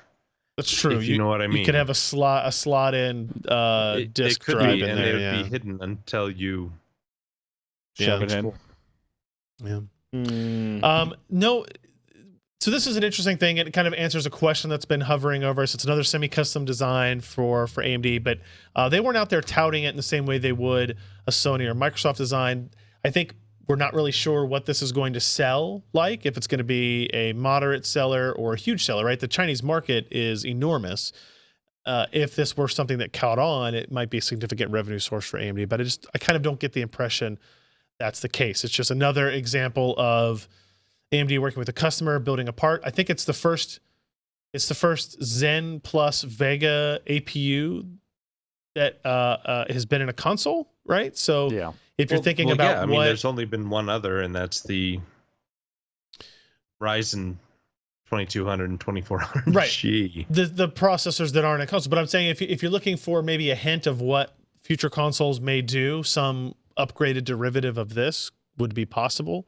Absolutely. Because now they've got some of the work under their belt. Are In you that way, looking too. forward to importing one of these from China? at some Zero point? chances of that. Mm. Yeah. Ah, I don't know what. I bet when I send you the AliExpress or Taobao link, we'll find one here at some point.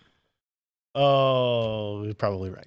Probably right. Intel had a data center day that Ken attended, where they announced a whole bunch of They did stuff, announce a whole bunch of a crap. ton of stuff. But like, what's the high level of their of the stuff that we're going to be interested in? Like so this sort slide of the here. main takeaway was they announced a updated Xeon roadmap, starting with Cascade Lake later this year, which adds support for the Optane persistent memory, the sort of RAM replacement, or additional to RAM storage. Optane DIMMs, essentially. Yeah, Yes. Optane DIMMs. Second generation Crosspoint. Yeah, that doesn't tell anyone anything, that name though. Yeah, I don't know what that No, I means know. still, Yeah. but yeah. Just say Optane. Optane DIMMs. DC persistent memory. Yeah, that's Again, still that's not the a great actual name. but yeah. Perfect. Yeah. Branding sucks. These have security mitigations in hardware. Yeah, Cascade they said Lake does? they have security mitigations for side channel attacks in hardware. Didn't say anything more than that, oddly enough. Oh, as you can really? imagine. Okay. Yeah, they just kind of glossed over that and So went I ahead. don't want to talk about it, I can assure you. yeah. All right, so Cascade Lake. The Optane memory DIMMs are encrypted. Hardware encryption in and out, I did not know that. meaning that if you get physical access to the server and you just yank the DIMMs out of it, Yoink. you ain't getting anything off of them. They also announced a framework called Intel Deep Learning Boost that'll make its initial appearance in the Cascade Lake stuff. Vector neural network instruction. Yeah, so that's what they're starting with. It's essentially kind of a subset built on AVX 512, from what I understand, that allows acceleration for deep learning inference. Okay.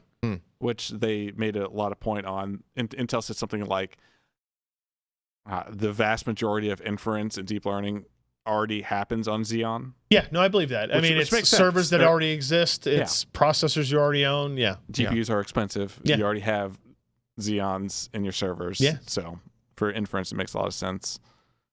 So is the deep learning boost? You said it makes a first appearance in Cascade Lake's prize. Is it something that is it a hardware capability? Is it a software capability? If they add it to the instruction set, it seems a right. bit of both. Okay. yeah. But sort of the major 'Cause they Intel do DL mention- Boost thing, Yeah, they mentioned Cooper Lake yeah. as the 2019 product. Yeah. Where So they have that seems to be what DL next Boost will gen hit, DL its, Boost. will hit its stride with Okay. the addition of the bfloat 16 data structure. directly in hardware. Okay. Yeah, which is a Google sort of pioneer data structure for deep learning that allows essentially for the same precision as a double precision floating point, yeah. but within 16 bits. Yeah, Huh. not entirely sure how it happens. Read the Wikipedia article, not smart enough to figure it out. Yeah, that's, But- yeah. Yeah, that's Interesting. sort of the I think I did that. It moves the decimal to the right, essentially, in the Yeah. number. The Meneza, Right. or So whatever you it's can called. get this. You can get the same. Because you don't need as much Scale. precision on the other side of the Correct. decimal. Is that Correct. what? Okay. Yeah. that makes sense. That makes sense. So that's Intel's kind of big push going forward for deep learning is the bfloat 16, and they're going to start implementing acceleration in hardware and support for hardware in that, starting with Cooper Lake. They also Which- show Ice Lake on here, but it's not listed until 2020. Yeah. I had read that there's going to be some overlap between Cooper Lake and Ice Lake. Yeah, they're kind of billing Cooper Lake and Ice Lake as a sort of a drop-in compatible upgrade. So if you end Interesting. up buying Cooper Lake servers, then you can sort of slot in Ice Oh, Lake as gee. needed. What a smart idea. Yeah, right. Oh. They built it as such an advantage. That whole socket, being able to put a newer generation CPU in there, just Yeah. makes so much sense. Not Intel. Any other kind of takeaways that you found from the Data Centric Innovation Summit? What a great name. I mean, there's some cool stuff that I didn't kind of know Intel was into. One of the things that they had a sort of breakout session about was silicon photonics, which I had no idea Intel was in this business. Yeah. It's essentially implementing things like 10, 40, and 100 gig optical transceivers in silicon instead of using traditional optical techniques where you have a bunch of mirrors and lenses that you have to precision place into a transceiver so they can do it a lot cheaper. Although, I remember I knew they were in it. yeah. It's one of those things that they have been developing for. I mean, when I saw it in their labs, it's probably 5 years ago, Yeah. right? I would be curious to see kind of what the state of it is. So, Yeah. changes there. You know, Intel's going to have a lot of stuff going on between now and the end of the year. It feels like, right? Both server Lies. side, notebook side, desktop side. HEDT. There's a lot of wheels spinning. It's going to get very complicated Very quickly. very quickly, and it's going to be just as busy the second half of the year. I mean, shit, it's already mid-August. I don't even want to call it the beginning of the second half of the year anymore. But hey, college football right around the corner, 10 days. Yeah, apparently the Bengals played a preseason football game Yeah. while I was gone. Yeah. No idea. I have season tickets. Had no idea. So did the Bills Yeah. with their new quarterback. Before we get to the next news story, real quick, we did get a new patron from Oh My God, OMG thought Ken was a goner. Hashtag Stormtrooper. Just became a $6.66 patron. Stormtrooper Oh, nice. is Stormtrooper's going to shoot his gun they at Alex can't hit first. anything, so don't worry about that. He's watching over us. He's actually protecting us. Yeah, So- yeah. No, it's more that they'd be aiming at Alex and There you go. Ken. Oh, he's lowering his He's weapon. lowering his weapon slowly. I can't make He's myself. shit at this job. He's supposed to be the one saying what were your weapons. It's the default behavior because they always miss, so the Nothing arm to just see here. naturally, yeah, exactly. All right, let's get to the last of these news stories quickly. Samsung begins mass production of its QLC SATA SSDs. Yeah, their for press consumers. release. So it comes out like a day before Flash Memory Summit starts, Mhm. and the press release was worded kind of funny. It was like, yeah, they're doing the world's first QLC. And then there Well, was- at that point, they were. The next day, not so much. As far as they knew, I guess they're like, yeah, we're going to start making the world's first, and then it Oh, was I think like, they knew. yeah, I don't know. Anyway, but This yeah, was not accidental timing. The day before Intel launched their QLC SSD for consumers. yeah. But Intel had never announced a QLC SSD for consumers. that is true. So That is Samsung true. announced the first one. Yeah, yeah. Any- anything stand out here from theirs versus what we talked about? I mean, we don't know yet. Maybe still works how QLC works. They're adding another bit per cell. It's going to be. are they? you know. Do we know if they're having do they have a caching system? Do we know any of that yet? Well, Samsung already has a dynamic cache on top of a With static TLC. cache with their TLC drives. So even if they ported that over, it would be similar. It wouldn't be as Right. large of a cache as like what Intel is doing so far. if they, assuming they use the same exact thing, but wouldn't be hard for them to just kind of turn those dials a little bit and make it work a different way if they wanted to, since they control the whole thing. Like Samsung products have all parts inside are Samsung, so right, Right. The memory, the controller, and the flash, right? So they have more control there. I did see it looked like they were going for the super huge capacity first with this, and then they were going to do the smaller ones later because Samsung already has TLC to kind of help them be cost effective, even though it's going to not be as cost effective as the QLC stuff. The whole theme I kind of saw throughout Flash Memory Summit was everybody else that was a flash maker was kind of like all over the QLC thing and was already talking about products that are potentially coming, or they were already there and they were briefing it and keynoting it. Samsung was not at Flash Memory Summit. So I don't know how to interpret that for sure. The way I heard it is they didn't get their money back when there was a massive fire last year, so they said, F you. Oh, you heard that? I heard that. I mean, that's a plausible theory. That's an entirely plausible theory because that was kind of a big letdown last year at Flash It's Memory almost Summit. like they were the title sponsor of the Flash Memory Summit where there was a massive fire. Yeah, and nobody got to see the show floor at all. Right? Weird. So to go from that, but Was this in Santa Clara? Yeah. But the thing is, like, Samsung is like the largest player in this, and they weren't at the Flash Memory Summit, where all of the other players were Sometimes Screw you giants guys, get a we'll little hold full our of own. themselves. Hey, don't be a player hater. there. I don't know, just really weird to He have hates the Samsung game. He just hates not the there at flame. that thing. Yeah. Before you So get how to big was the biggest drive? 4 terabytes, I think. Well, because it was Toshiba that was showing off the 85 terabyte. Well, I mean, Samsung has shown off crazy high capacities in the past Okay. as well, and they could. This is do- one they'll actually sell. Yeah, I think Probably. they might have got the hint that they kept talking about these, 32 and 64 terabyte parts that like nobody can buy anywhere except for 1 or 2 OEMs that are buying. They have like the only contracts possible with them or something. Yeah. And nobody even knows who the people are that can buy them. So it's like, okay, don't show this off anymore if it's, so maybe they Fair. got that hint and they're just talking about, realistic purchasable capacities now. We got another Patreon update. HardOCP.com and HardForum.com actually lowered his Patreon from $5 to $3. And I was going to give him a big middle finger on the stream, but then he upped it from $3 to $8. I'm not exactly sure if that was a typo or what, but thanks to whoever runs HardOCP.com and Who's that slime? I don't know. HardForum.com. Some strange I guy. don't know. There's a guy named Kyle who always links in our chat room to HardOCP.com. It's probably That that can't guy. be him. It's probably- Chat it's room probably him. trolls. Thank you, Kyle. Thank you. He always come on, talks I about link to that site more than he mailbags does. and slapping on chins. It's terrible. Yep. Doom Eternal gameplay from QuakeCon 2018. Look pretty good. Yeah, Really look pretty good. yeah.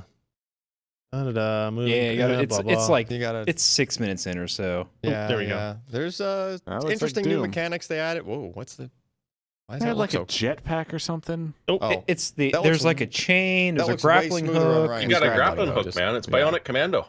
Yeah, And, capturing video is not great. Find the YouTube video on there. yeah, it's got. I the, think this game, the last Doom was a moderate success / an amazing one. So Give this them the benefit of the doubt on not a that shock here. They added some Whoa, interesting is that a mechanics. grappling hook? Yeah, Yeah. Yeah. you can Okay. like launch Alright. yourself in airborne with that. And I saw like that yellow pipe that he swung across. That was very what was the Obvious? EA game that Mirror's edgy. Mirror's Yeah. Edge? Yeah. Yes, Uh, yes. Well, this reminds me a lot of Quake 1's Capture the Flag, like the original. Just how fast paced it is.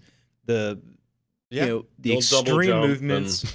Yeah, it's an obvious double jump, and you can pull and drag and swing. This is going to be amazing. Yep. When's it supposed to be out? No release date has been announced. Yeah. Ugh, Yep, it'll be out. the worst. And I mean, I don't know how much I'm going to enjoy it, but apparently you can invade other people's games and you take over one of the demons. Yeah, you can and Yeah. use the demons. Right? Does sound pretty fun. Does sound pretty fun. And you can have like a team of demons. Oh, really? Yeah. So it's like team play against like, all right, so there's poor little Johnny playing Quake. A, Like, a brigade of demons. yeah. All right, Jeremy, tell me about the Coffee Lake S rumors floating around. No. Yes. The sooner you do it, the sooner we can stop. I suppose. So yeah, it's looking like about the same time your pumpkin spice lattes will be arriving, beginning of October, your Coffee Lake Refresh will arrive, which may or may not be Coffee Lake S. We've got pretty much all of the information going from this.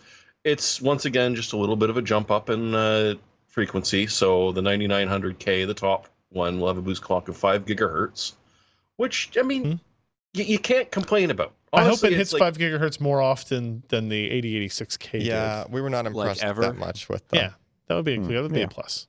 I mean, yeah, and in theory it will, but but it's still 14 nanometers, so I mean they're getting better at 14 nanometers, so in theory Yes, we're they going are. to see something a little bit better in the energy efficiency and keeping heat down. Yep. And the other two are about 4.9 gigahertz, the 9700K and 9600K. So I mean, hey, it's nothing to jump up and scream into the mountains about, but it's a nice little jump, and it's going to fit in your current system, so you don't have to get the brand new motherboard, which is a nice thing from Intel for a change. Ken, any thoughts here? It won't fit in my current system. I have a Z270 board at home. Not that I'm bitter about it at all. All right. You could try it. It'll fit. It'll know, fit. It there's won't one work, post. but it'll fit. Yeah. All right. What else we got there? Oh, yes. Let's talk about these things. There is now a Twitter account for Intel Graphics. It is at Intel Graphics. And they actually show the real card. it's the real card. We finally It's so know what the real. first... Because the first thing you do when designing a graphics architecture is design the form factor of the card. Yeah, you designed the cooler Exactly first. 2 years in advance of when it's going to be You released. plasma cut it. It's, So Intel Graphics created a Twitter account, and they created this video, this kind of teaser video, and they talk through some of the milestones, some of the the things that they've done. Take it for what it is, right? They talk about playing Netflix in 4K for the first time. They talk about being the first DX12 compliant GPU in integrated graphics. They talk about what they've done for esports, coming to mobile devices, their developer relations, but then they also they show and in 2020 there is this discrete card they're showing it, and the phrase they use is they will set our graphics free, which I don't know what that means yet. well, I can obviously assure you that they're not free. It'll be an open source architecture. Yeah, obviously. of course. And they are going to charge you for this product whenever it comes out. But there's like there was like a little silhouette of the video card, right? And holy moly, did the internet eat that shit right up. Like there are headlines out there about Intel teasing Arctic Sound graphics card coming in 2020, and it just blows my mind that somehow people don't realize this is probably some default three-dimensional, like 3D data set that somebody got and put together. It's like, I don't know, we just got to put that on there. Also, that's only a single slot card. Ken pointed out it looks like a half slot card or something like Yeah, that. it looks very thin. It's And I Yeah. can't see the fan. Yeah, there's Because like it's no gonna fan. need one. it's passive cooled, I'm sure. It's just somebody. Oh, sure. Somebody was just like, "Yeah, 3D graphic GPU. Okay, here, square." Yeah, for people to Right. believe that this is in any way indicative of something that will be coming in 2020 is nutso. So Heck, you can't even see the power connections. There are it none. has not. I told you it's passively Yeah. cooled. And Yeah. it's missing It's a key. free. No, It's power missing the key in the connections, PCI not slot, fan. by the way. Maybe so that It's won't plug in power anywhere. free. It's heat free. It's everything free. You don't Yeah. even need golden fingers to plug it in. You just wave it by the system. I see. The joke is that it's free as in it's integrated in your processor already. Oh, great. We're going back to Slockit then. To be perfectly honest, like Heard it here first. we know what they're doing. They're going to make discrete cards. It's going to be for professional markets, enterprise markets, gaming markets. They've said all of this. 2020 is the timeline for when that will start. It's important for them to start this kind of messaging. They want to talk about, hey, we're taking gaming seriously. We're taking graphics seriously. Although I just think the people latched onto the wrong thing because it's the only thing that was like new and sexy and interesting, right? And Yeah. maybe a little bit of a mistake there, kind of including that at the end. But Does SIGGRAPH already happen, or is it happening? SIGGRAPH, I think, ends today. Drags on, technically? yeah, until Thursday. Okay. Yeah. So they There's didn't do a couple of anything at hangers on. SIGGRAPH. No, they have a booth at SIGGRAPH, but they did not have this card Well, I didn't mean a card, sitting there but like, or this you demo. know, This video just showed up. It's part of a Okay. marketing campaign, what have you. So yeah. that's a controversy that's been going on. So there you go. That's probably not what the GPU is going to look like. I can people. assure you guys, this will not be the last time we hear about Intel graphics before 2020. Okay. Will not be, and it shouldn't be. Also, in the Intel news, there was another speculative execution problem that popped up. I guess it was yesterday or the day before. No, 14th, yesterday. AKA the Q3 2018 speculative execution side channel update. What is the name of this new one? It's L2, isn't it? I thought I was looking for an L2 one. Foreshadow. L1 TF. Yep. L1 TF. L1 terminal fault. There we go. Yeah. Yeah. Terminal fault. It is again a similar, like I said, it's in the side channel. AMD claims that their architecture is not vulnerable to this. Interesting. It's one of those things. So AMD talked, or Intel talked at that data center day that Ken went to, about hardware mitigation for these side channel attacks. Yep. So after that, I expected this to get a lot more of attention. Like, people should be hammering on Intel. It's like, okay, you said Cascade Lake's going to support this. Is this going to be mitigated from this, or is this too new? That's a really good question. Right?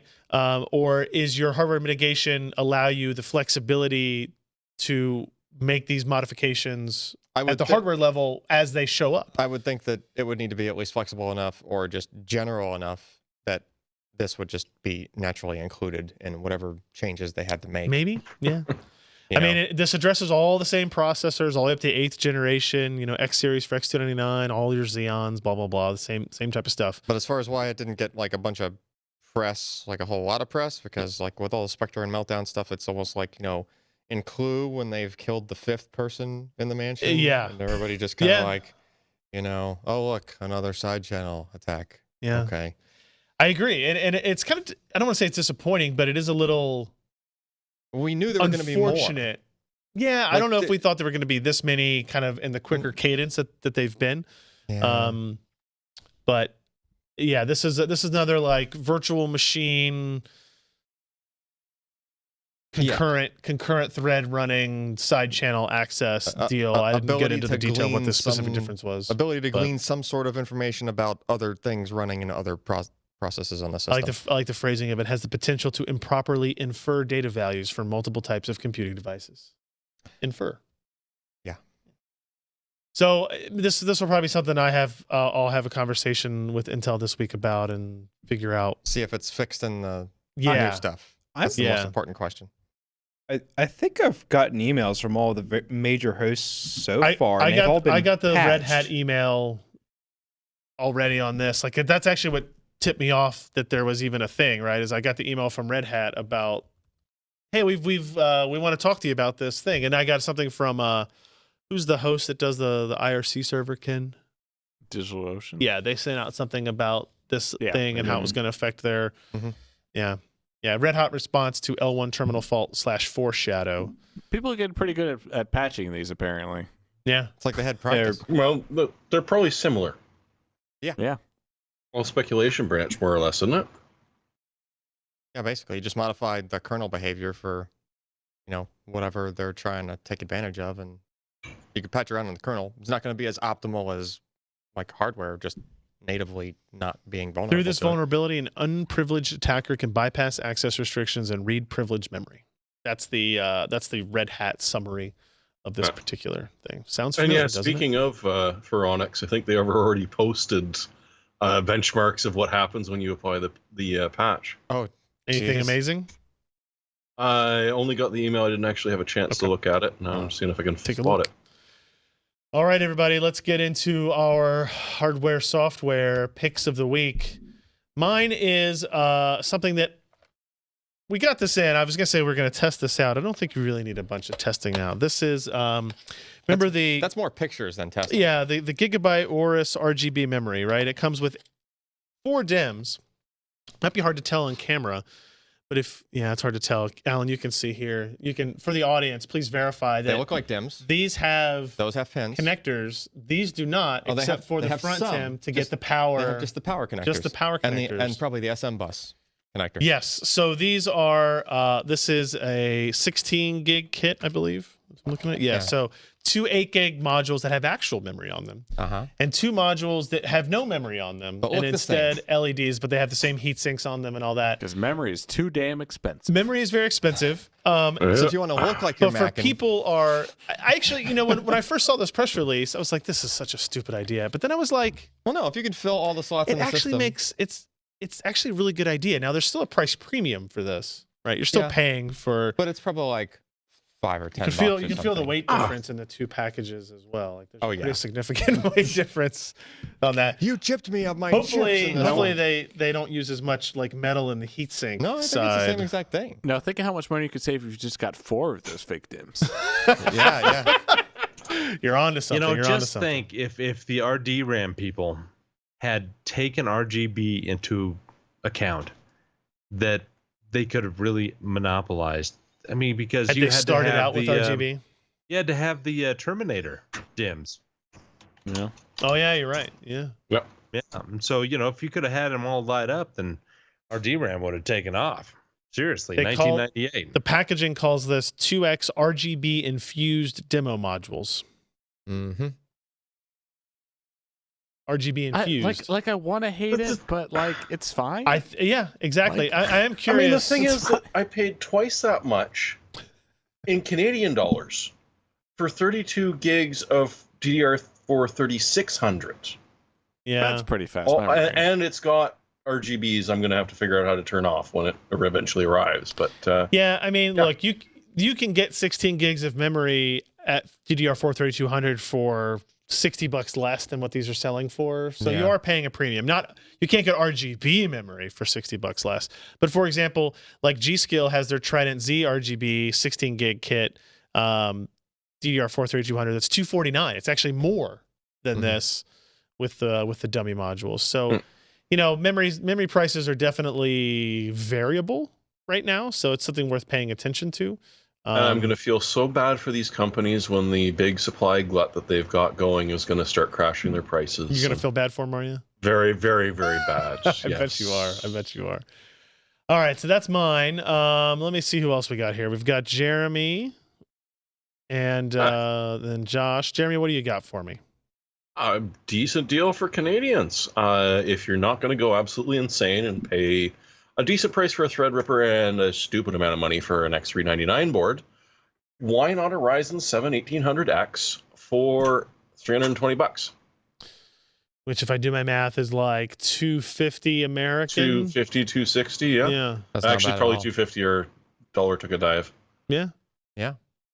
As I was leaving your Is airport- a decent one. As I was leaving your airport this morning, I believe it was 1 to 1.27. That was with the, Sounds about that was right, with the fee involved as well. Mm. Yeah, it's a pretty good deal, right? I mean, like 2700X is going to be a better processor, but not by a huge amount. And There's Yeah. doesn't have that Save same that money. price. no, it does not. No, it does not. You are correct.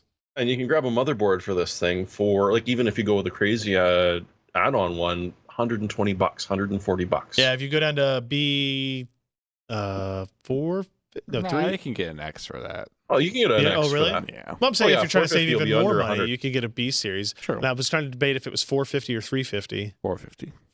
450? The Intel one's 350 you could probably get for B360. $40. Ugh. Sure. Fine. Whatever. Yeah. All right, Josh. What SSD have you picked this time? STD. I'll take chlamydia because it's not as painful for me. Plus, I you're hear used to syphilis is more fun, though. Yeah. No, that's not what I'm talking about. What do you got? It's on sale right now. Get it while it's hot. The Western Digital WD Black 500 gig. It's their new faster one. It's $149 for the 500 gig. And if you compare it against the Samsung 970 Evo, it's cheaper. It's probably faster overall than the Evo. Not as fast as the Pro, maybe, but it's add that to the cart. It's good for you. Well, what else you got in Two that items. cart? Two What'd you items. do?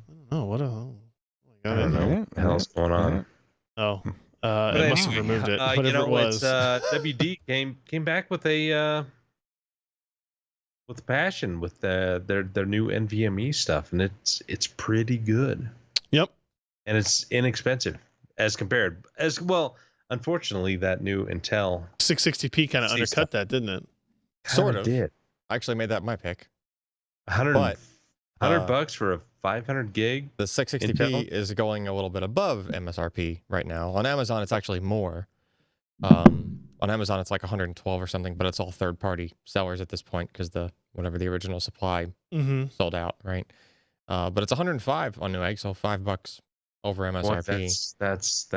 That's hard to That's compare. Pretty good. Now, granted, Yeah. that Western Digital drive is still a faster drive. Like sequentials are Sure. faster, and you can beat on it as far as doing writes for longer periods of time and not worry about like caches running out. It still has a cache, but like it's slower speed is way faster than the cache empty speed of this. But still, good all around drive.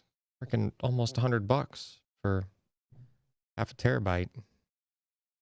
Like that's getting to the point where it's just like default OS Yeah. drive, right? Yeah. Like, it's not a hard sell anymore. If I were building a machine today, I would probably just go up to the 2 terabyte drive. If they were available at their MSRP, right? $400 for the 2 terabyte. Yeah.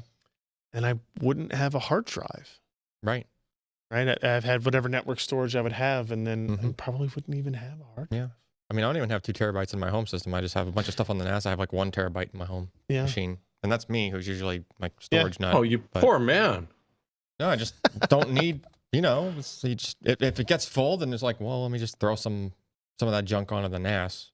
Mhm. Right? It's, All right, everybody. That's it. That's our show for this week. Thank you for joining us. Ken, like I said, Ken and I will be gone next Wednesday.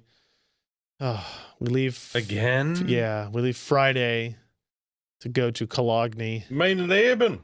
But Alan will be here. Alex will be here. Germany. You guys will be here. So you'll be able to do a show, Mhm. if nothing else. And I bet you'll have some interesting stuff to talk about in regards to NVIDIA graphics. maybe. My guess. PCPro.com/podcast. Go there, find all of our MP3 links, RSS files, YouTube videos, show notes, links to all the stories and picks that we had this week as well. PCPro.com/podcast. We appreciate everybody for listening, and we'll be back next time with another episode. Bye, everyone. See ya. Bye.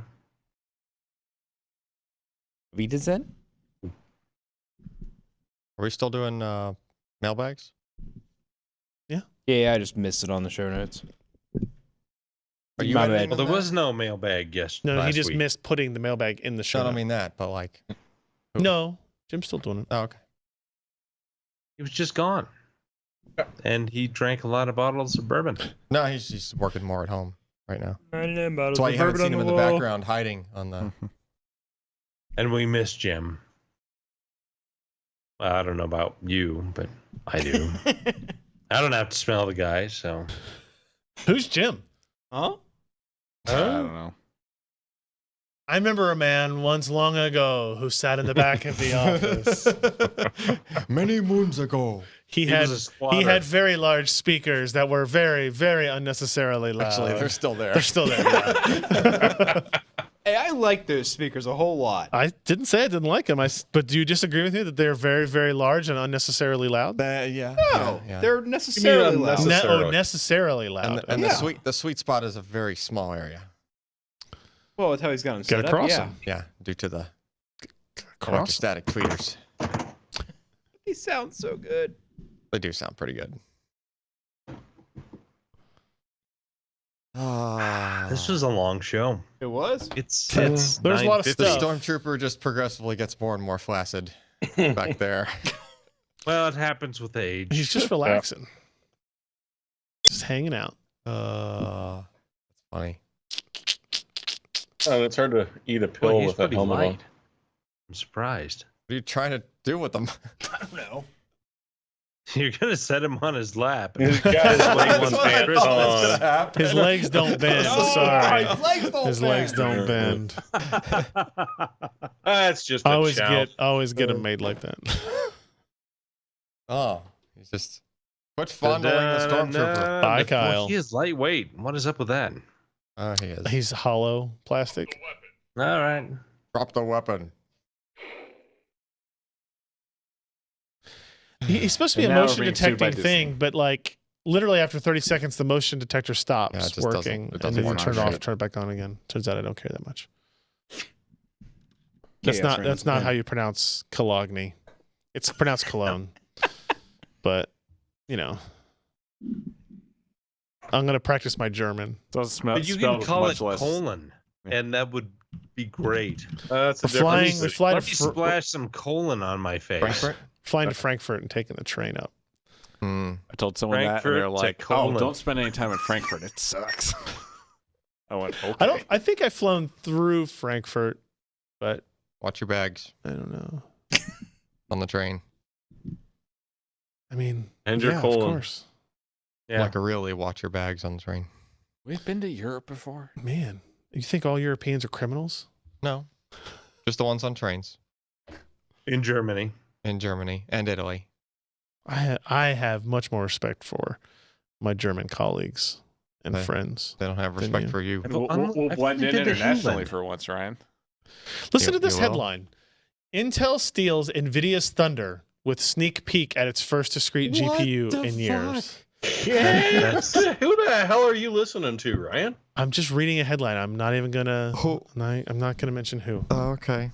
It's just like Intel steals NVIDIA's Thunder No, they didn't. with Airware. Also, they're not A trying paper. to even. Yeah, they are. Yeah. Not The now. same Yeah, they thing. are. Not at this point.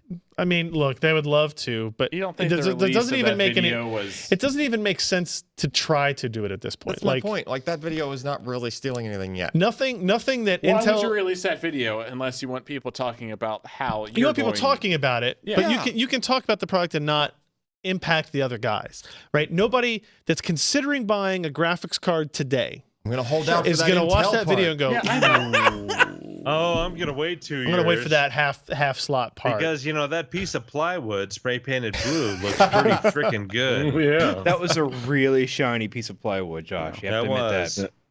that. Shit. And besides, AMD Wasn't stole even everyone's real. thunder with that 2990 WX.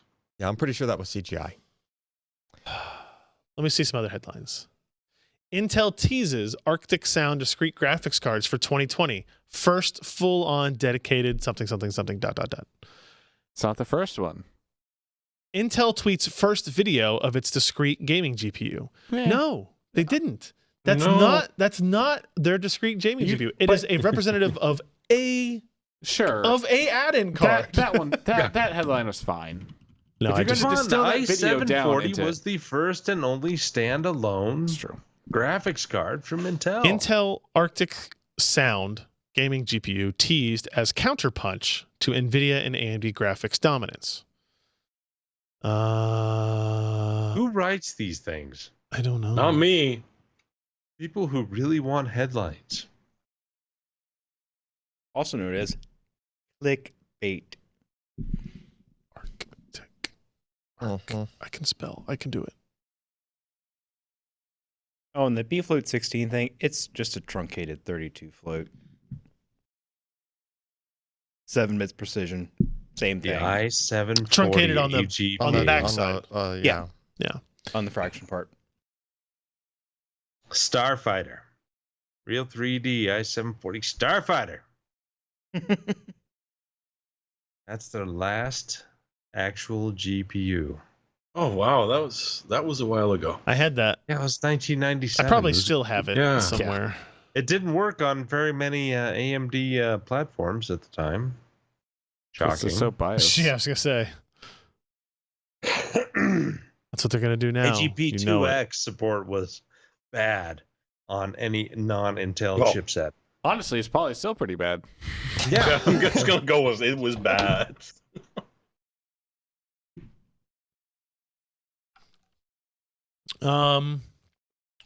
Do we see anything else interesting, Estigraph, Jeremy? Still trying to remember that bourbon that I tried. It's tasty. It was Crown Royal Rye and then Collingwood. Oh, it was Collingwood. The Yeah. Collingwood was nice. It was There a bourbon. It was 103 whiskey. proof Washington State bourbon. As a brown sugar bourbon. It was fantastic. I don't know the name of it, but I'm pretty sure if you put all that in Google, you'd find it out. But it was probably one of the That's the most. best bourbons I've had because it wasn't woody. You and I and Kevin making some wannabe pornographers more uncomfortable than they made us. I'm sorry. That What was did I just do? hilarious. What did I do? What? Oh, at the press session last night, we were chatting with Kevin, and those idiots with the camera came Kevin? up. Wannabe pornographer. Are you They sure wanted I to was make a there? porno. Yep. So you weren't drunk? No, I definitely wasn't. Not Cameras you. came up. No, just one tall German with a camera and one short little annoying guy. And they weren't recording. They weren't like interviewing us. They were just taking video. No, they were trying to get us to do a porno. I don't know what the are you talking about. You blacked that part out of your memory. So was Jeremy this, was They not, got Jeremy was kicked not out. the I same ran into him party on the I was way out. at. That's why I asked if he was drunk when this happened. Mhm. so it was the short guy talent? Well, we don't know. were they, like, Didn't get that honestly, far. That's good to know. I mean, you got into the details before you go into like Was the negotiations. aristocrats involved?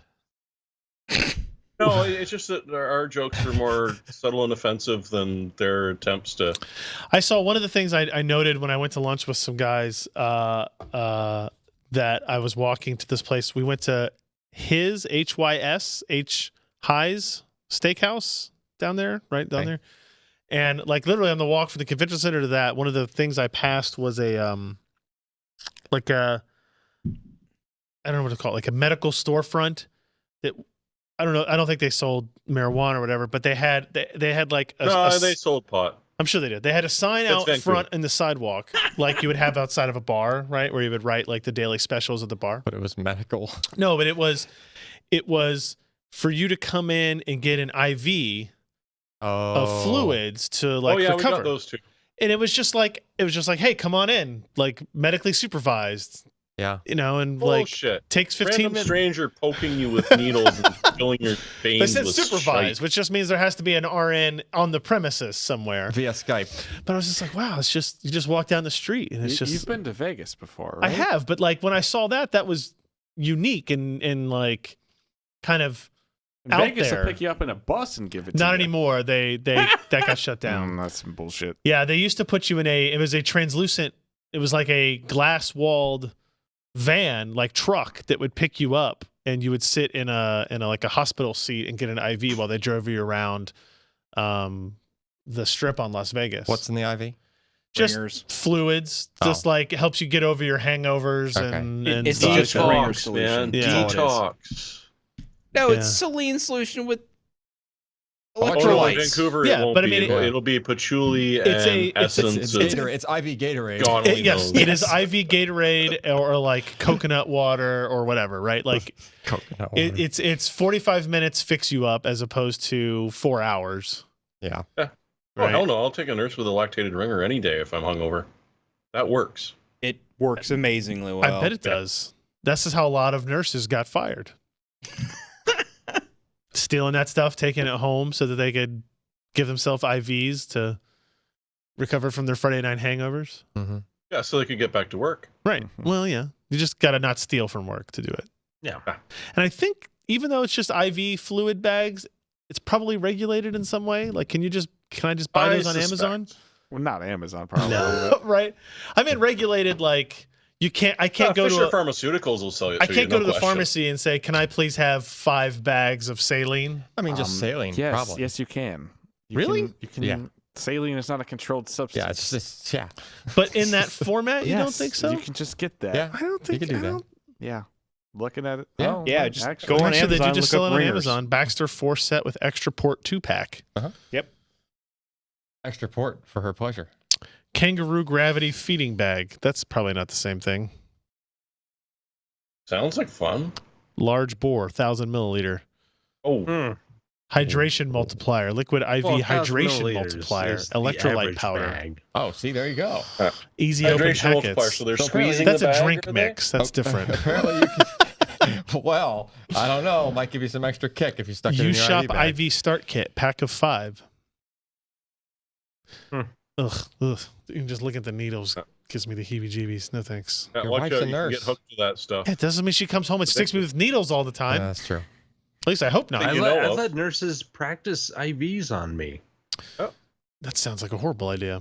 I mean, it wasn't like I was a masochist. It was just a poke and What if they sucked at it? practice. My wife, when she was in nursing school, told me she would oftentimes catch herself in the middle of the night, like while she was asleep or like almost awake, taking my pulse or like putting her fingers here and like checking me, waking up, going, "What am I doing?" Still here. All right, everybody, that's it for us for this week. Thank you for joining us. We'll see you again soon. Bye. Thanks, all. Good night. Bye, guys. Thanks, all.